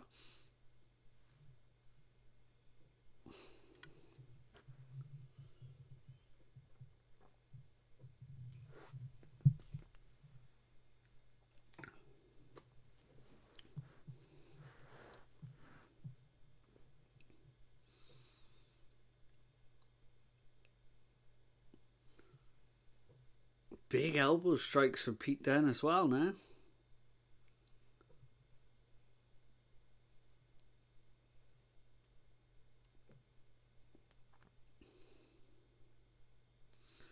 Oh, he went for it for a third time. Penta ducks. A super kick to the stomach. Oh, reverse sling blade to Pete Dunne. Oh, handstand in the corner. A double boot from Penta. Lifting Pete Dunne up onto his shoulders. Oh.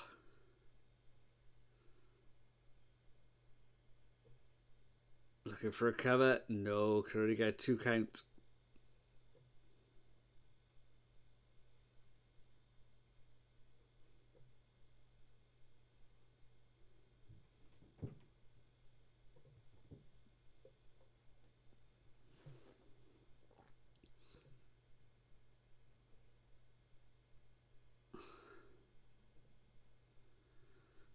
another step up into Giri. Oh, and a big stamp to both of Penta's hands again there from Pete Dunne. Back in control. Oh, but he ran straight into that super kick. Mexican Destroyer. Oh. It's so fast.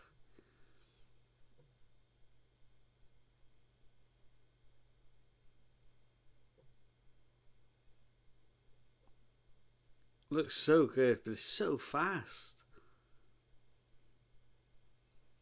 Oh, Penta hitting the ropes. Ah. Tope over the top rope. Takes out Pete Dunne.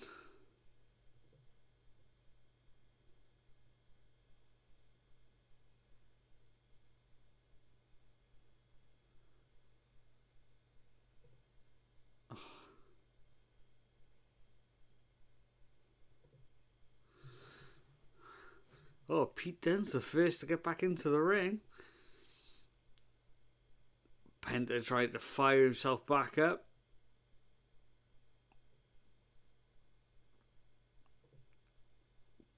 Oh, he went for that Mexican Destroyer again. Gets caught.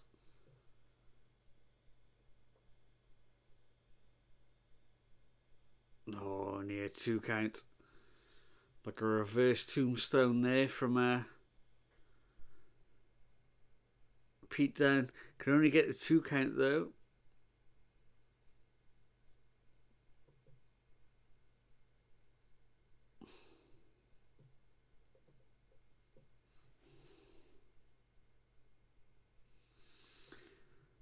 Both of them kneeling in the centre of the ring now. They're going to start trading forearm blows.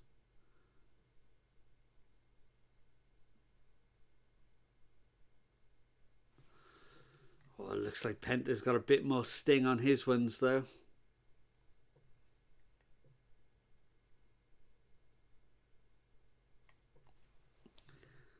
Oh, and he goes to break the fingers. Oh, and a jumping triangle attempt from Pete Dunne. Oh, Penta's going to be able to lift him up there, though. Oh, into a backbreaker.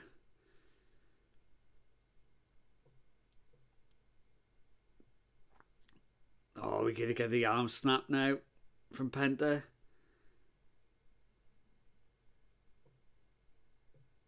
The sacrifice is called. Here it goes.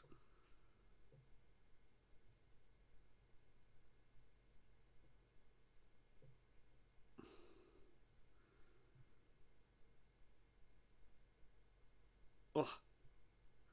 Got the Penta driver. That's going to be it. And he gets the 3 count. What are we saying then, guys? How many stars do you think that should get?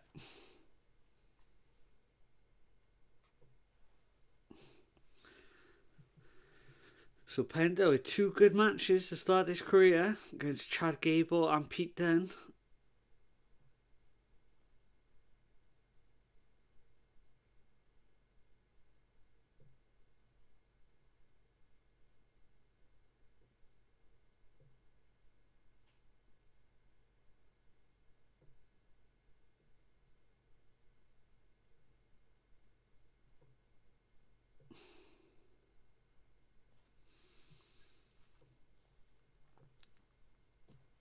Christian's going 4.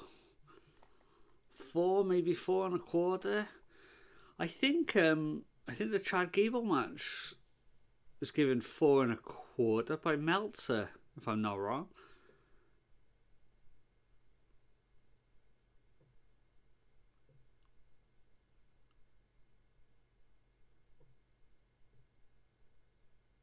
Oh no. Now we got a Logan Paul promo.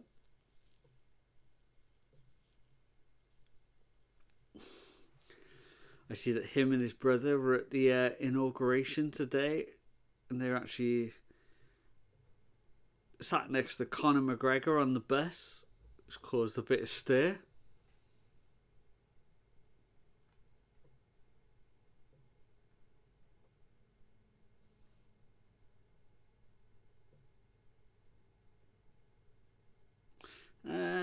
that didn't happen.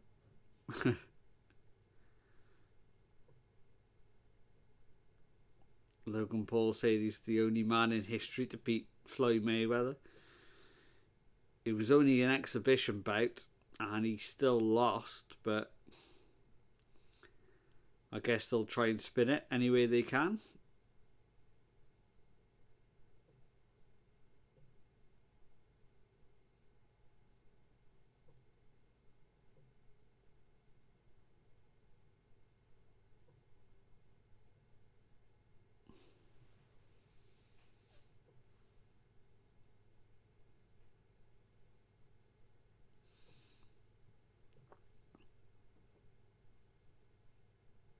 Okay, so Logan Paul is coming to Raw next week. And we've also got the War Raiders, against Dominic and JD. The World Tag Team Championships is going to be on the line.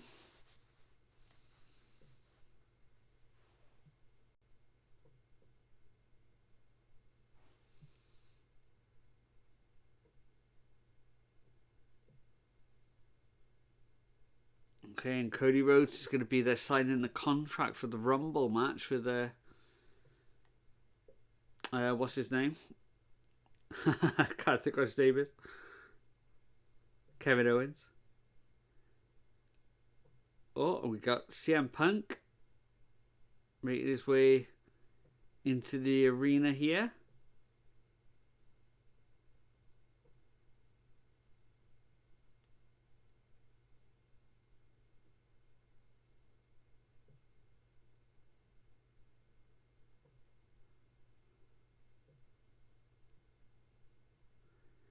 This is going to be where those interview segments in the crowd. Oh, I have a legit fear that Logan is winning the Rumble. Well, if he does,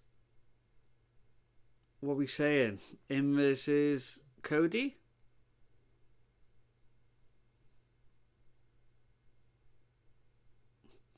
I mean, I don't think... Oh my god. Could you imagine? Could you imagine if Jey Uso wins the World Championship and then he faces Logan Paul in the main event at WrestleMania?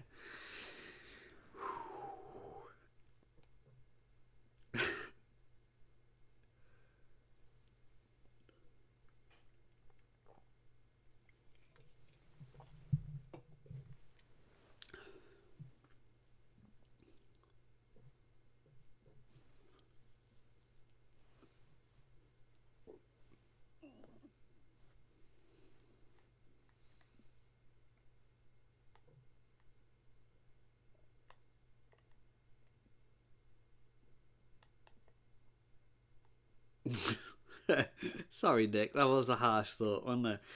Oh, terrifying thought.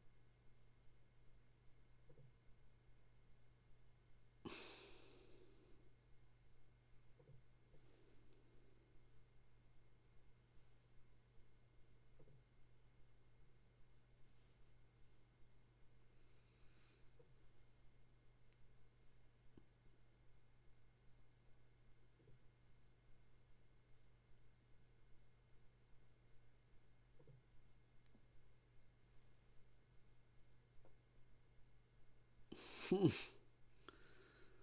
call out for Hulk Hogan there from CM Punk.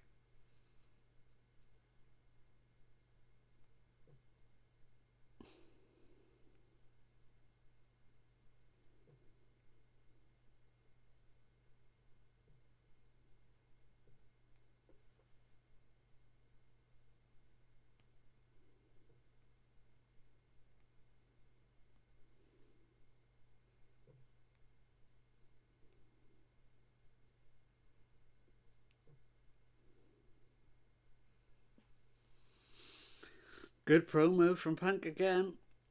Not that we're shocked these days.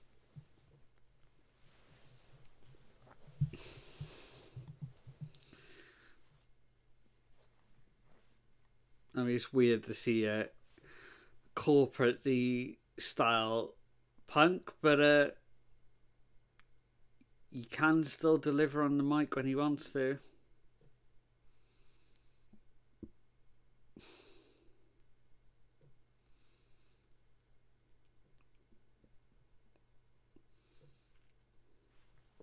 So advertising the main event again there. I don't know what else they've got listed on this show. Let's see if they've updated their website again yet. Have they put anything else on there?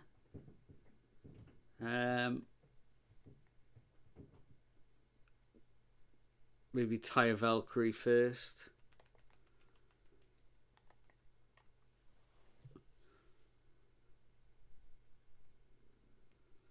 It's got the War Raiders on screen now.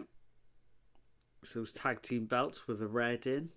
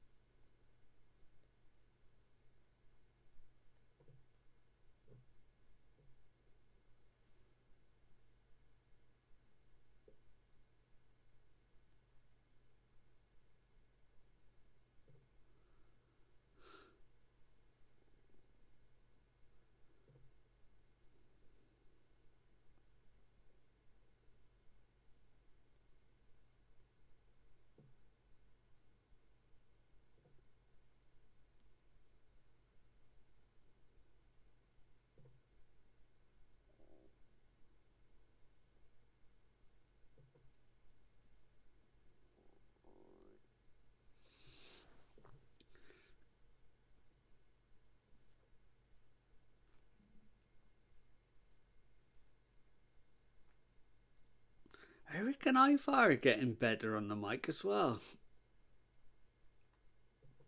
They're both improving. I do like those tag team belts better with the red in. It's only a slight difference, but now it's got that little bit of red in. It seems to pop a lot more. Oh yeah, of course, I forgot about this. So Damage Control and whatever this faction's called. I can't remember. Pure Fusion Collective.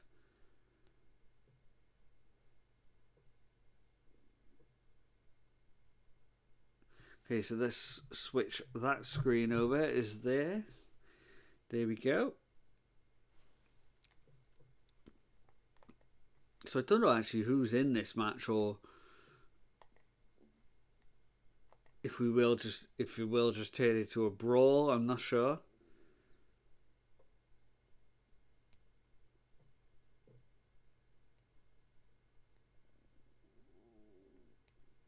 "27 times Raw's been there. In Dallas, Texas. There'll be somebody out there that can name every single date. I am not that person.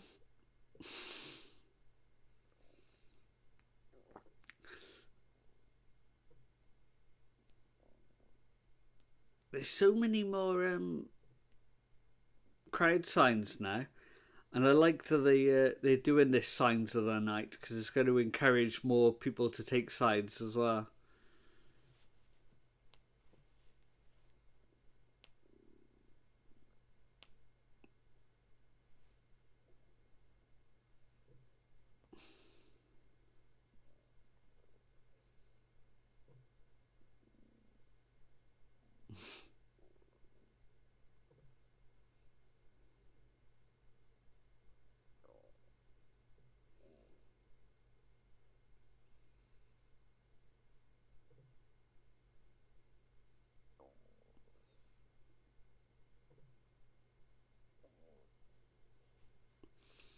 Here we go. Is the music for damage control. It's like Io and Dakota coming out.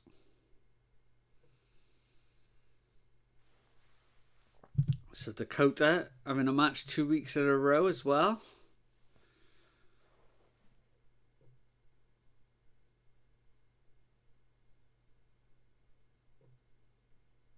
Io Sky, one of the best wrestlers in the world. I've seen people start to like turn on her and say she's not very good. I'm like, you are insane. If there's a mistake in her match, I'm willing to bet that it's not her making that mistake.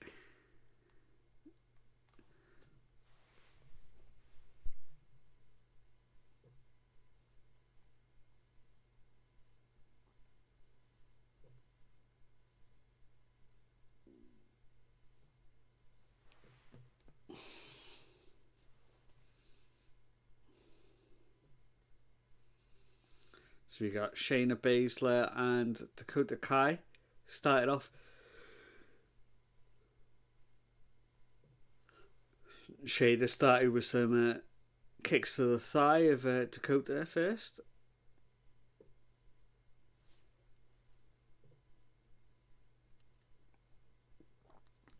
Oh, and a trip to Dakota Kai and a stomp in the corner.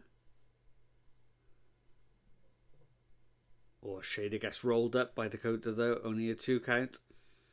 Comes in with a clothesline, misses, and a drop kick from Dakota.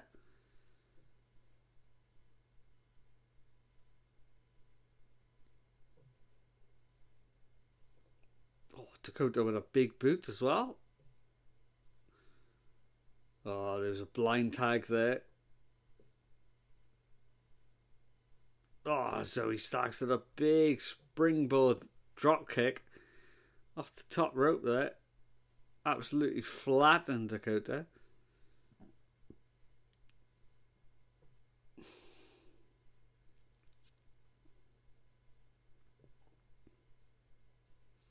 Oh.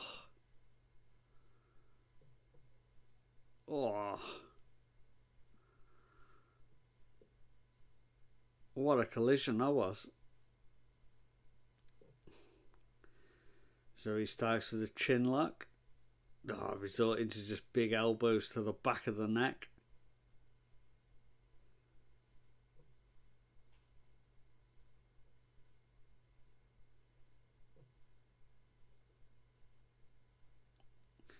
And Zoe Starks whips her own partner into Dakota Kai there.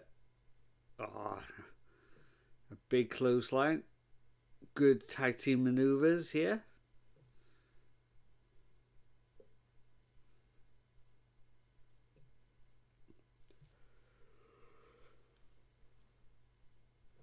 Ugh.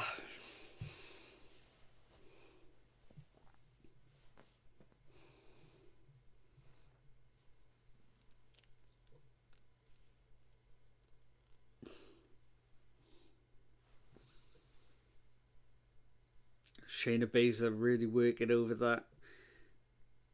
Looks like she's working over the injured knee of Dakota Kai there. Dakota Kai's got a knee brace.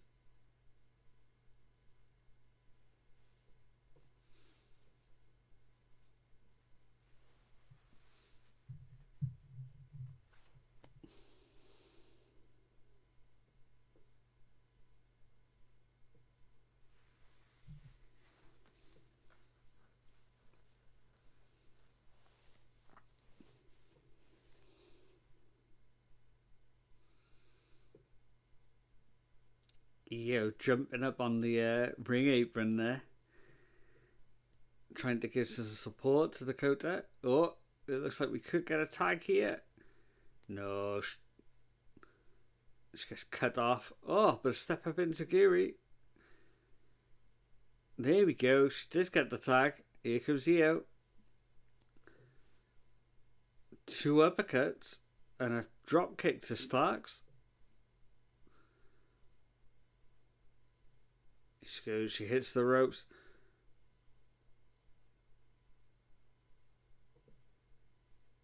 Yep, being as fast as anything here. The Dex Ender on Shayna.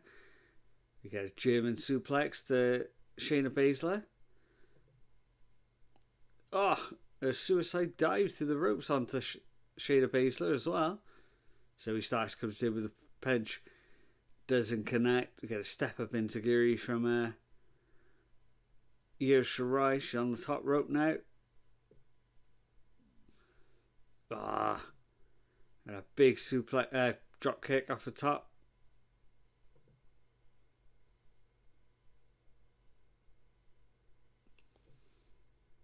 Starks is in the corner. Big double knees. No, I need a 2 count.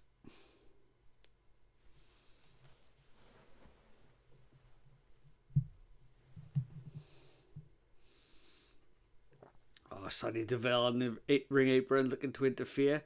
No, Dakota Kai pulls her off. Io looking for that moonsault. Starks hits her with a super kick. What's she going to go for here?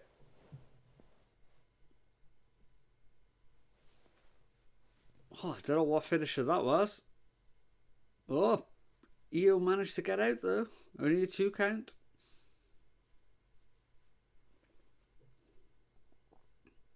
And here's Shayna Baszler back in. Running knee. But Dakota Kai makes the save. Zoe Starks jumping over the top rope and misses. Dakota Kai back up on the ring apron. And a big kick to the face. Takes her out. Shayna comes in with a big knee of her own.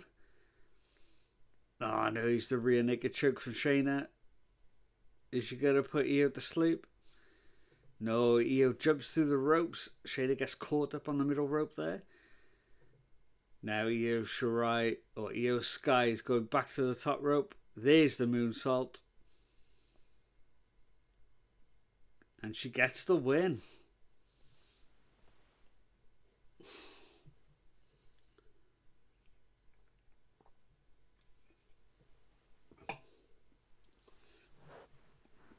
I'm glad I'm not a betting man because I thought they were going to lose that match.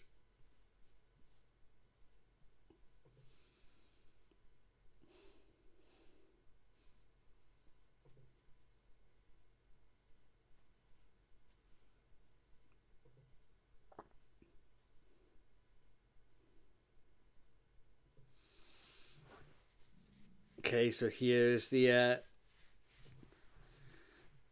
trailer for Saturday night's main event here.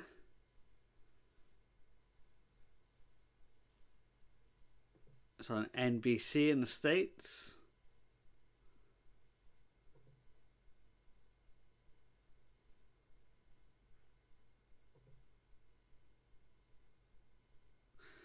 Okay, because I just worked this out. Because we're on Netflix, they're not showing us the card here. Obviously, because it's on another network. Now, I thought it was just a mistake last week, but that's why we're just getting shots of the city. So if you're on Netflix, we're just getting shots of a canal. a slow drive down the canal. But if you watch it on network TV, obviously you're seeing the full card for a Saturday night's main event.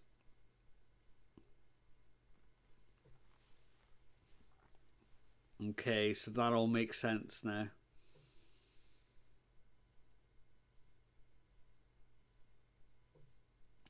Well, the first Saturday night's main event was on was free to watch on YouTube, I think, wasn't it? I don't know if it will be this time. I'm guessing if it's on NBC, maybe not. And here's a trailer for a little promo package for Seth Rollins and Drew McIntyre here. So I'll just I'll set up the screen a moment. And here's the video from last year at WrestleMania.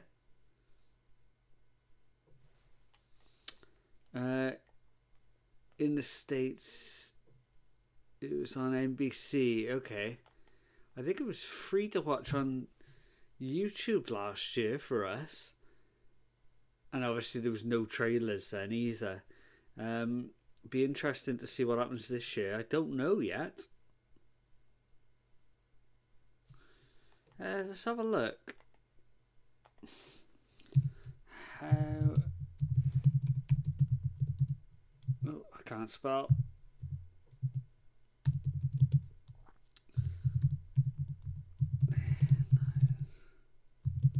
Main event in the UK. Let's have a look.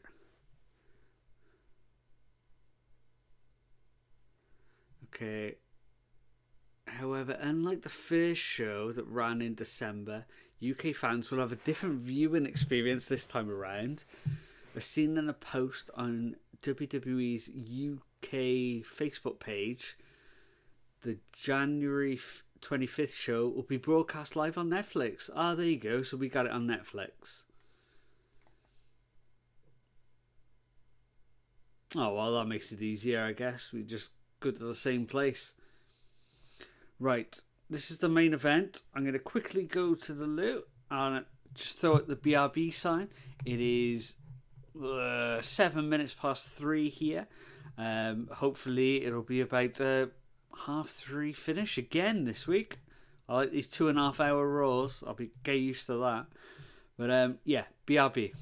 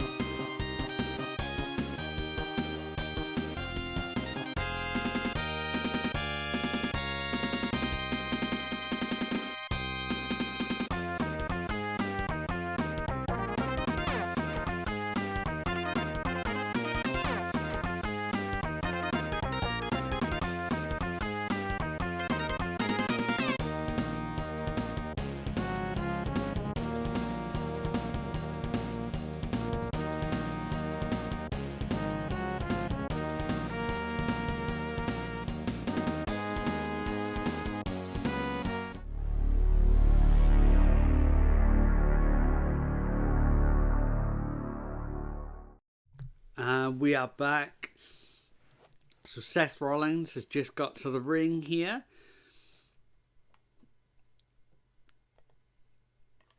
Christian puts down if the main event is on now. That probably means the Raw will probably be ended around 30 minutes. Yeah. So it'll probably be about 2.5 hours, which was what last week's was.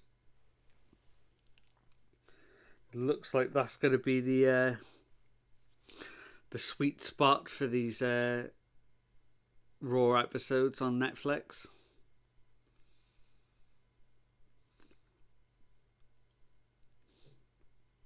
I mean, I prefer crisp 2 hours, but I'll take 2.5 over 3.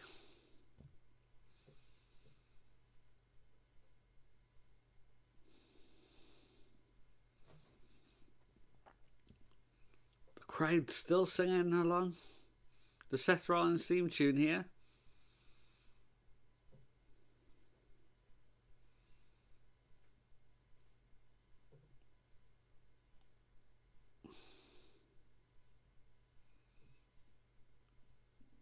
Okay, so we got the black screen again, so I guess he's going to cut back and then... Oh no, it's a Royal Rumble trailer.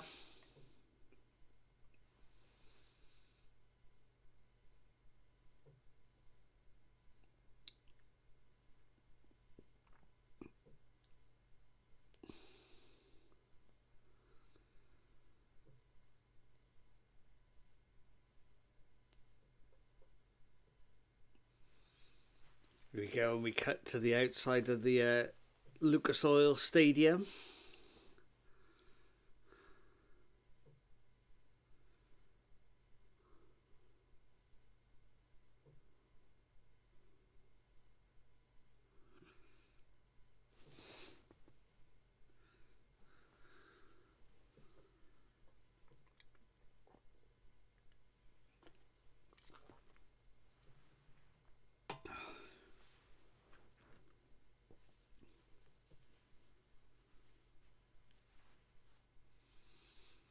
There we go, and there's McIntyre's music starting up.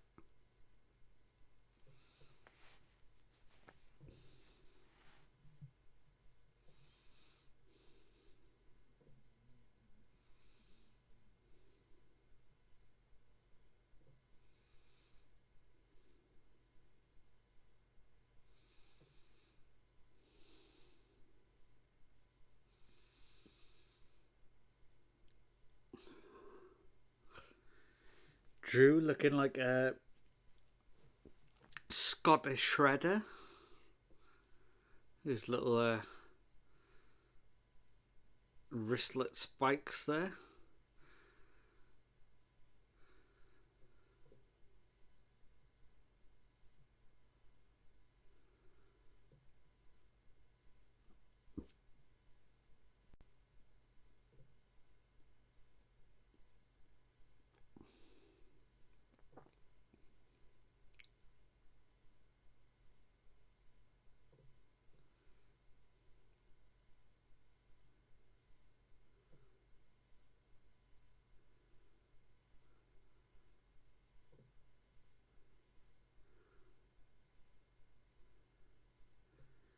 I wonder why they're doing a Saturday night's main event so close to the Rumble. They don't usually do like shows that close, do they? It's like 1 week apart.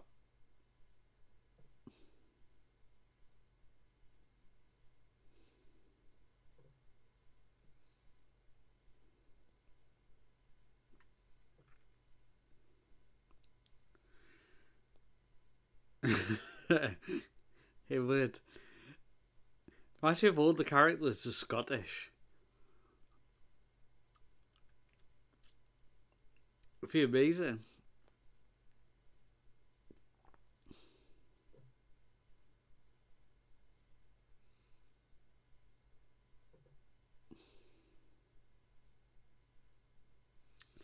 Back-to-back weeks to try and take away WWE's audience. Yeah, there is that. They are going in hard now, aren't they? They seem to be a bit like a shark in the water at the moment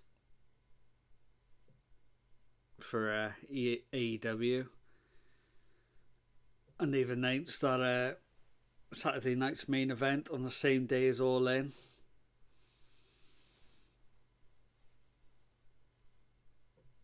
Which is going to be a massive hindrance to them.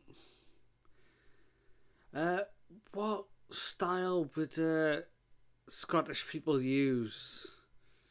What fighting style? Scotland, it's a lot of headbutts, to be honest.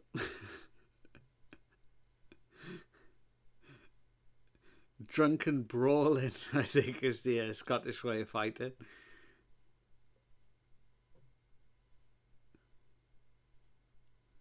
Look at the size of Drew McIntyre.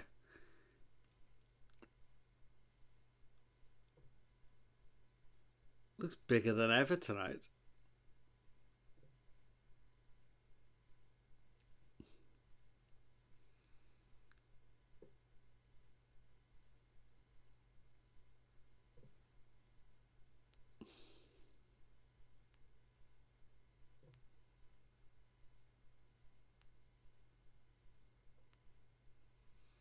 Oh, two big chops from both of them there. Oh.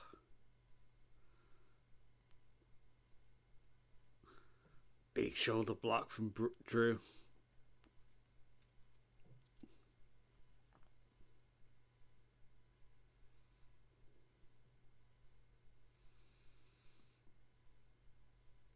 Three quick chops from Seth Rollins. Pushes Drew into the ropes. Duck down. Leapfrog. Oh, crisscross. Big shoulder block. No. Got a bigger shoulder tackle from Drew McIntyre, though. Takes Rollins off his feet.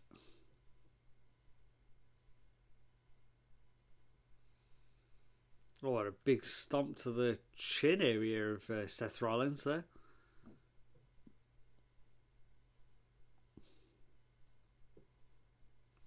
Oh, there's another big chop from Drew McIntyre there.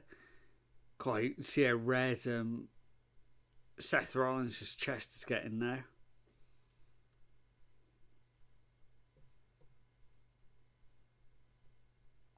Oh, and he clotheslines Drew McIntyre, takes him all the way to the outside. Oh, and a diving drop kick.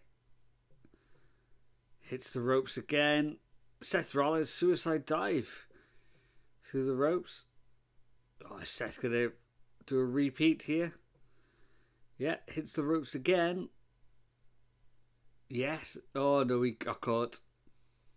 Oh, Drew McIntyre caught Seth Rollins, gave him a belly-to-belly suplex into the announce table there, when crashing over the top.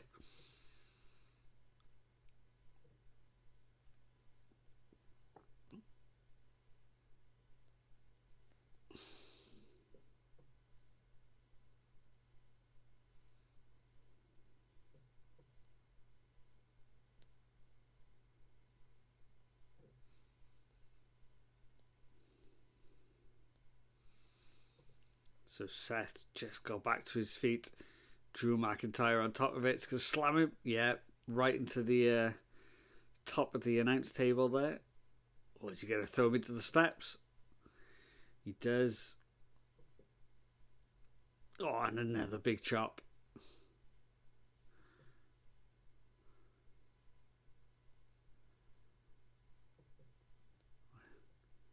So Seth Rollins thrown back into the ring now.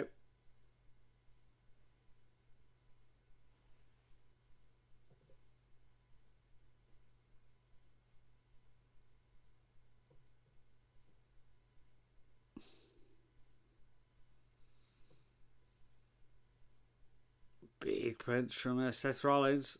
Oh, followed by a second. Caught Drew off guard there. Oh, and he's biting him. Dirty tactic there from Seth Rollins. Oh, pump handles. Oh, sorry, a tilt-a-whirl backbreaker there from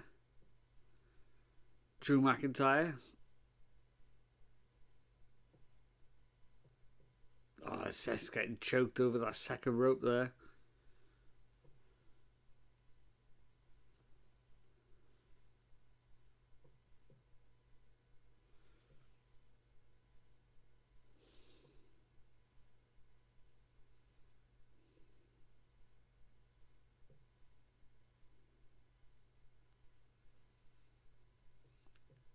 Oh, a lovely snap suplex there from Drew McIntyre.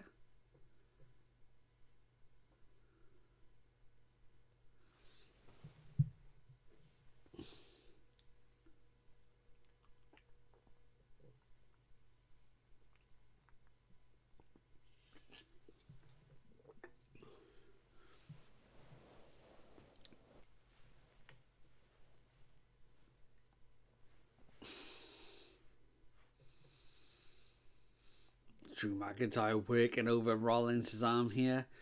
The crowd are trying to get behind Rollins.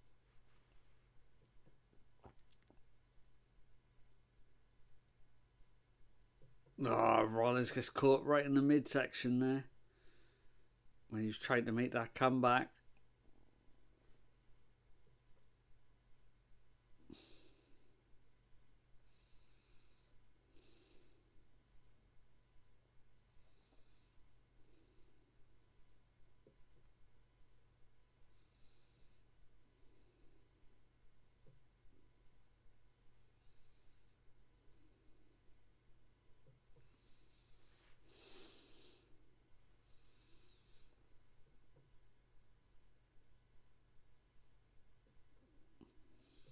Oh, so they're both meeting each other in the middle of the ring with punches now. Oh, Seth goes down low first. Kick to the midsection. Oh, but he gets a boot in the corner when he charges in. Oh, but he manages to miss the boot that time. Catches Rollins with a big elbow.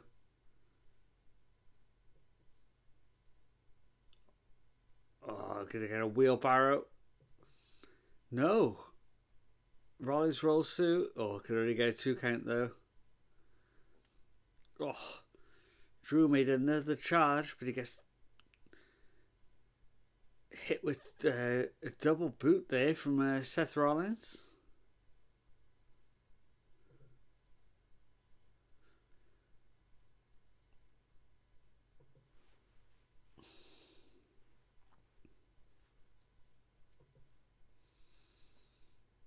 Seth trying to desperately to get the crowd behind him here. He's trying to fire himself up.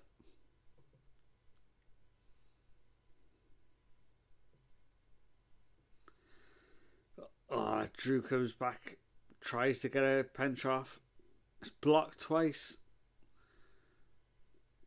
Here we go. Punches and chops from Seth now. Trying to knock Drew back.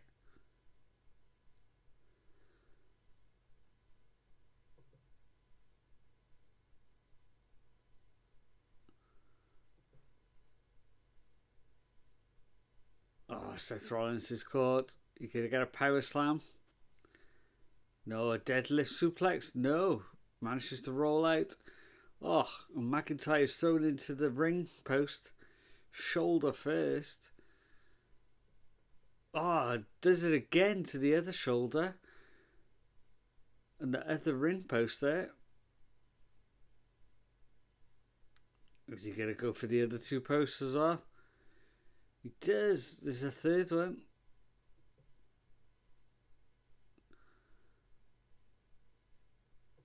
Oh, Seth's really attacking that arm now.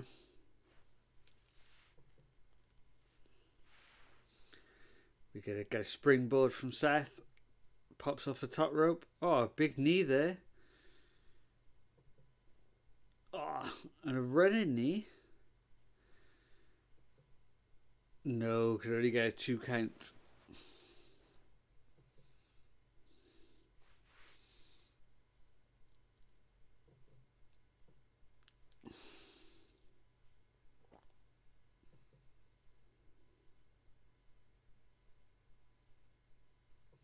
Seth Rollins on the ring apron. Oh, a springboard senton.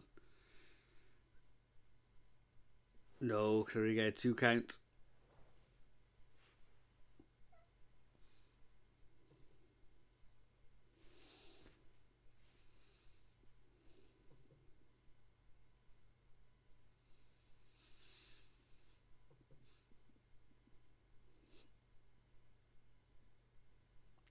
Seth attacking that injured arm now. Oh, Drew rolls through.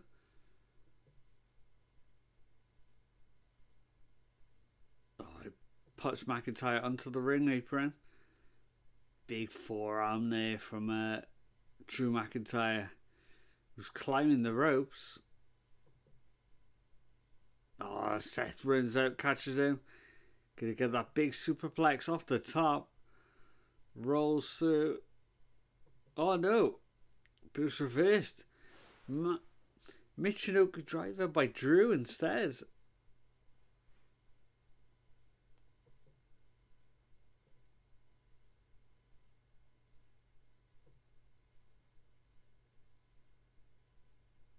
Wow.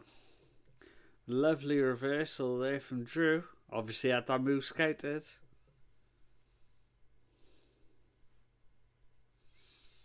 Both men are down.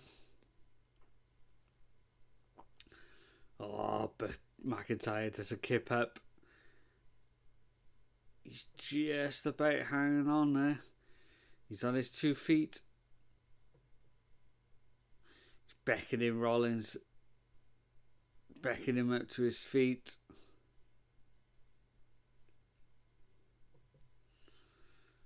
Oh, went for that Claymore. Didn't get it. Landed flat on his back. Seth runs straight in, but he's caught with a big spine buster. Could only get a 2 count.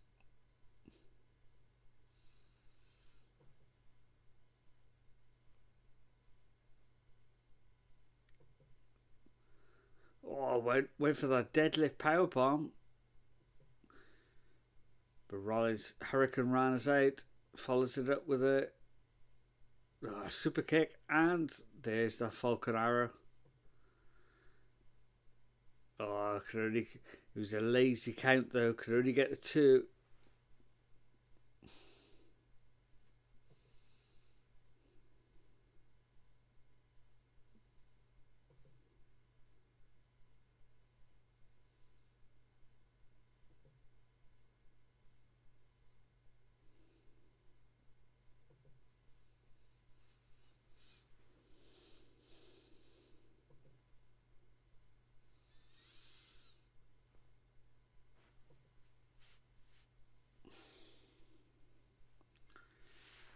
Seth Rollins waiting for Drew to get back up to his feet here. Went for the curb stomp. McIntyre, looking for that big Future Shock DDT. Can't get it. Rollins go for the pedigree. No, it's reversed. Big lariat from Drew McIntyre.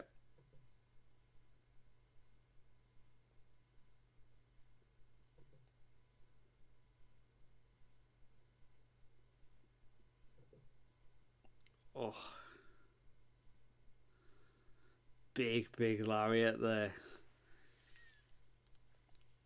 They're going to have to hurry up because my eyes are starting to sting now. Come on, lads, let's take it home.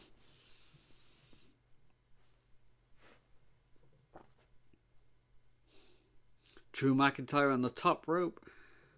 He got caught.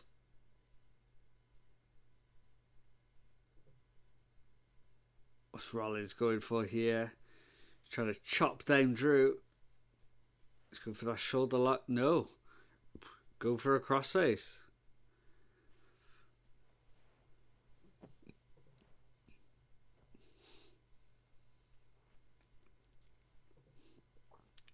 Can he get Drew to tap?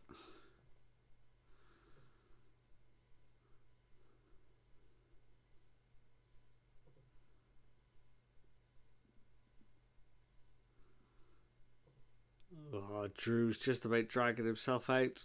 He gets to the corner, gets to the ropes. Gonna have to break it up.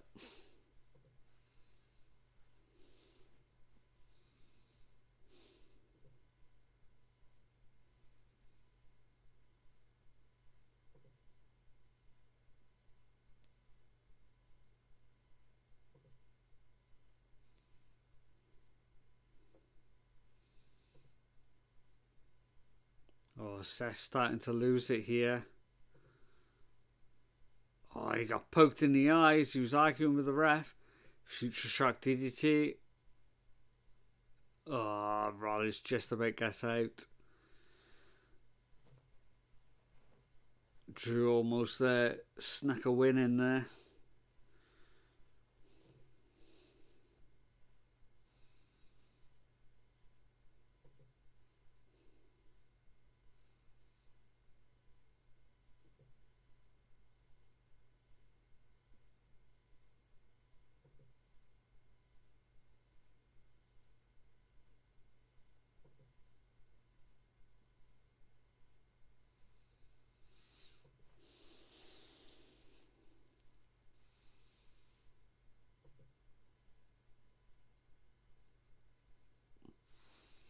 Drew getting set back to his feet. Oh, big clothesline takes him down.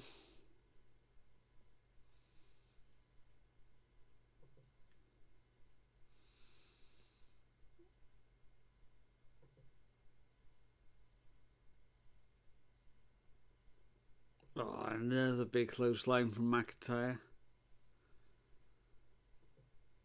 Is he going to go for the count, or is he going to try and hit him with another one?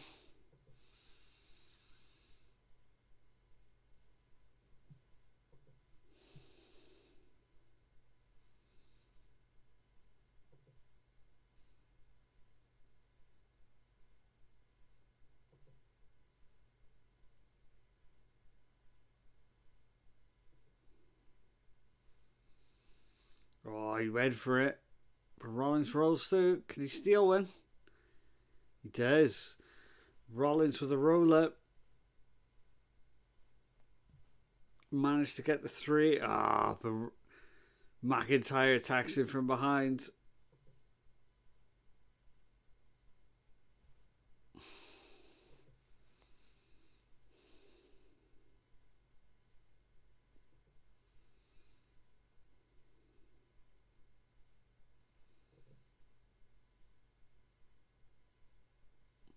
Oh, Rollins is fighting back here now. Oh, there's the Claymore. He finally managed to hit it, but it's too little too late.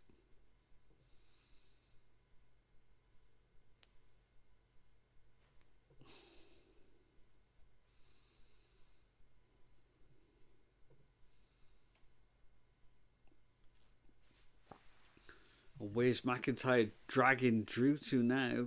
Into the corner by the look of it. Oh, he's putting his head up against that ring post.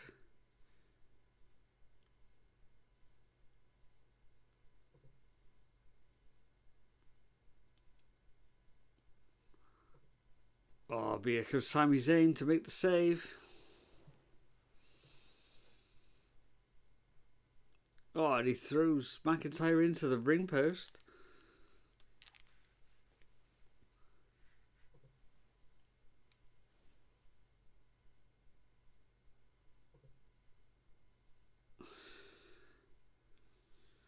Oh, we got a big headbutt from McIntyre.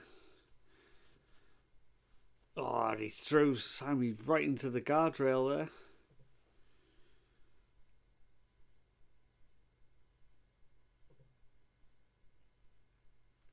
Oh, Drew's making his way back into the ring. Grabbing hold of Seth.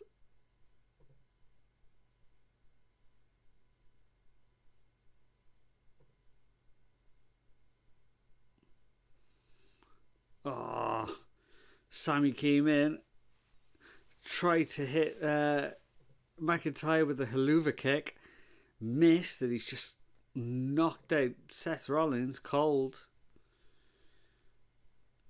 Oh, McIntyre's laughing on the outside. That's not going to help the tension building between these two. And we got the trademark sign coming up.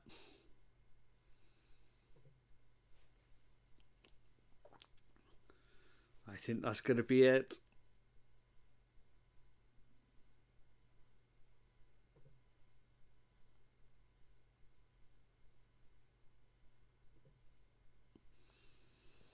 And that's how we go off the air. So that is the 3rd episode. Oh. Sorry, that is the 3rd episode of Monday Night Raw on Netflix, the Netflix era. What did we think tonight? I think I preferred that to the first episode, but I think I preferred last week's to this one. Yeah, thank you for watching again. Thank you for sticking with it if you watched it all the way through. Still loving doing these. I will be back on Wednesday to do AEW Dynamite. Not sure about the SmackDown, but we'll do the Saturday night's main event as well, I think. But yeah, thank you for watching. And hopefully we'll see you guys for another episode soon. Bye guys.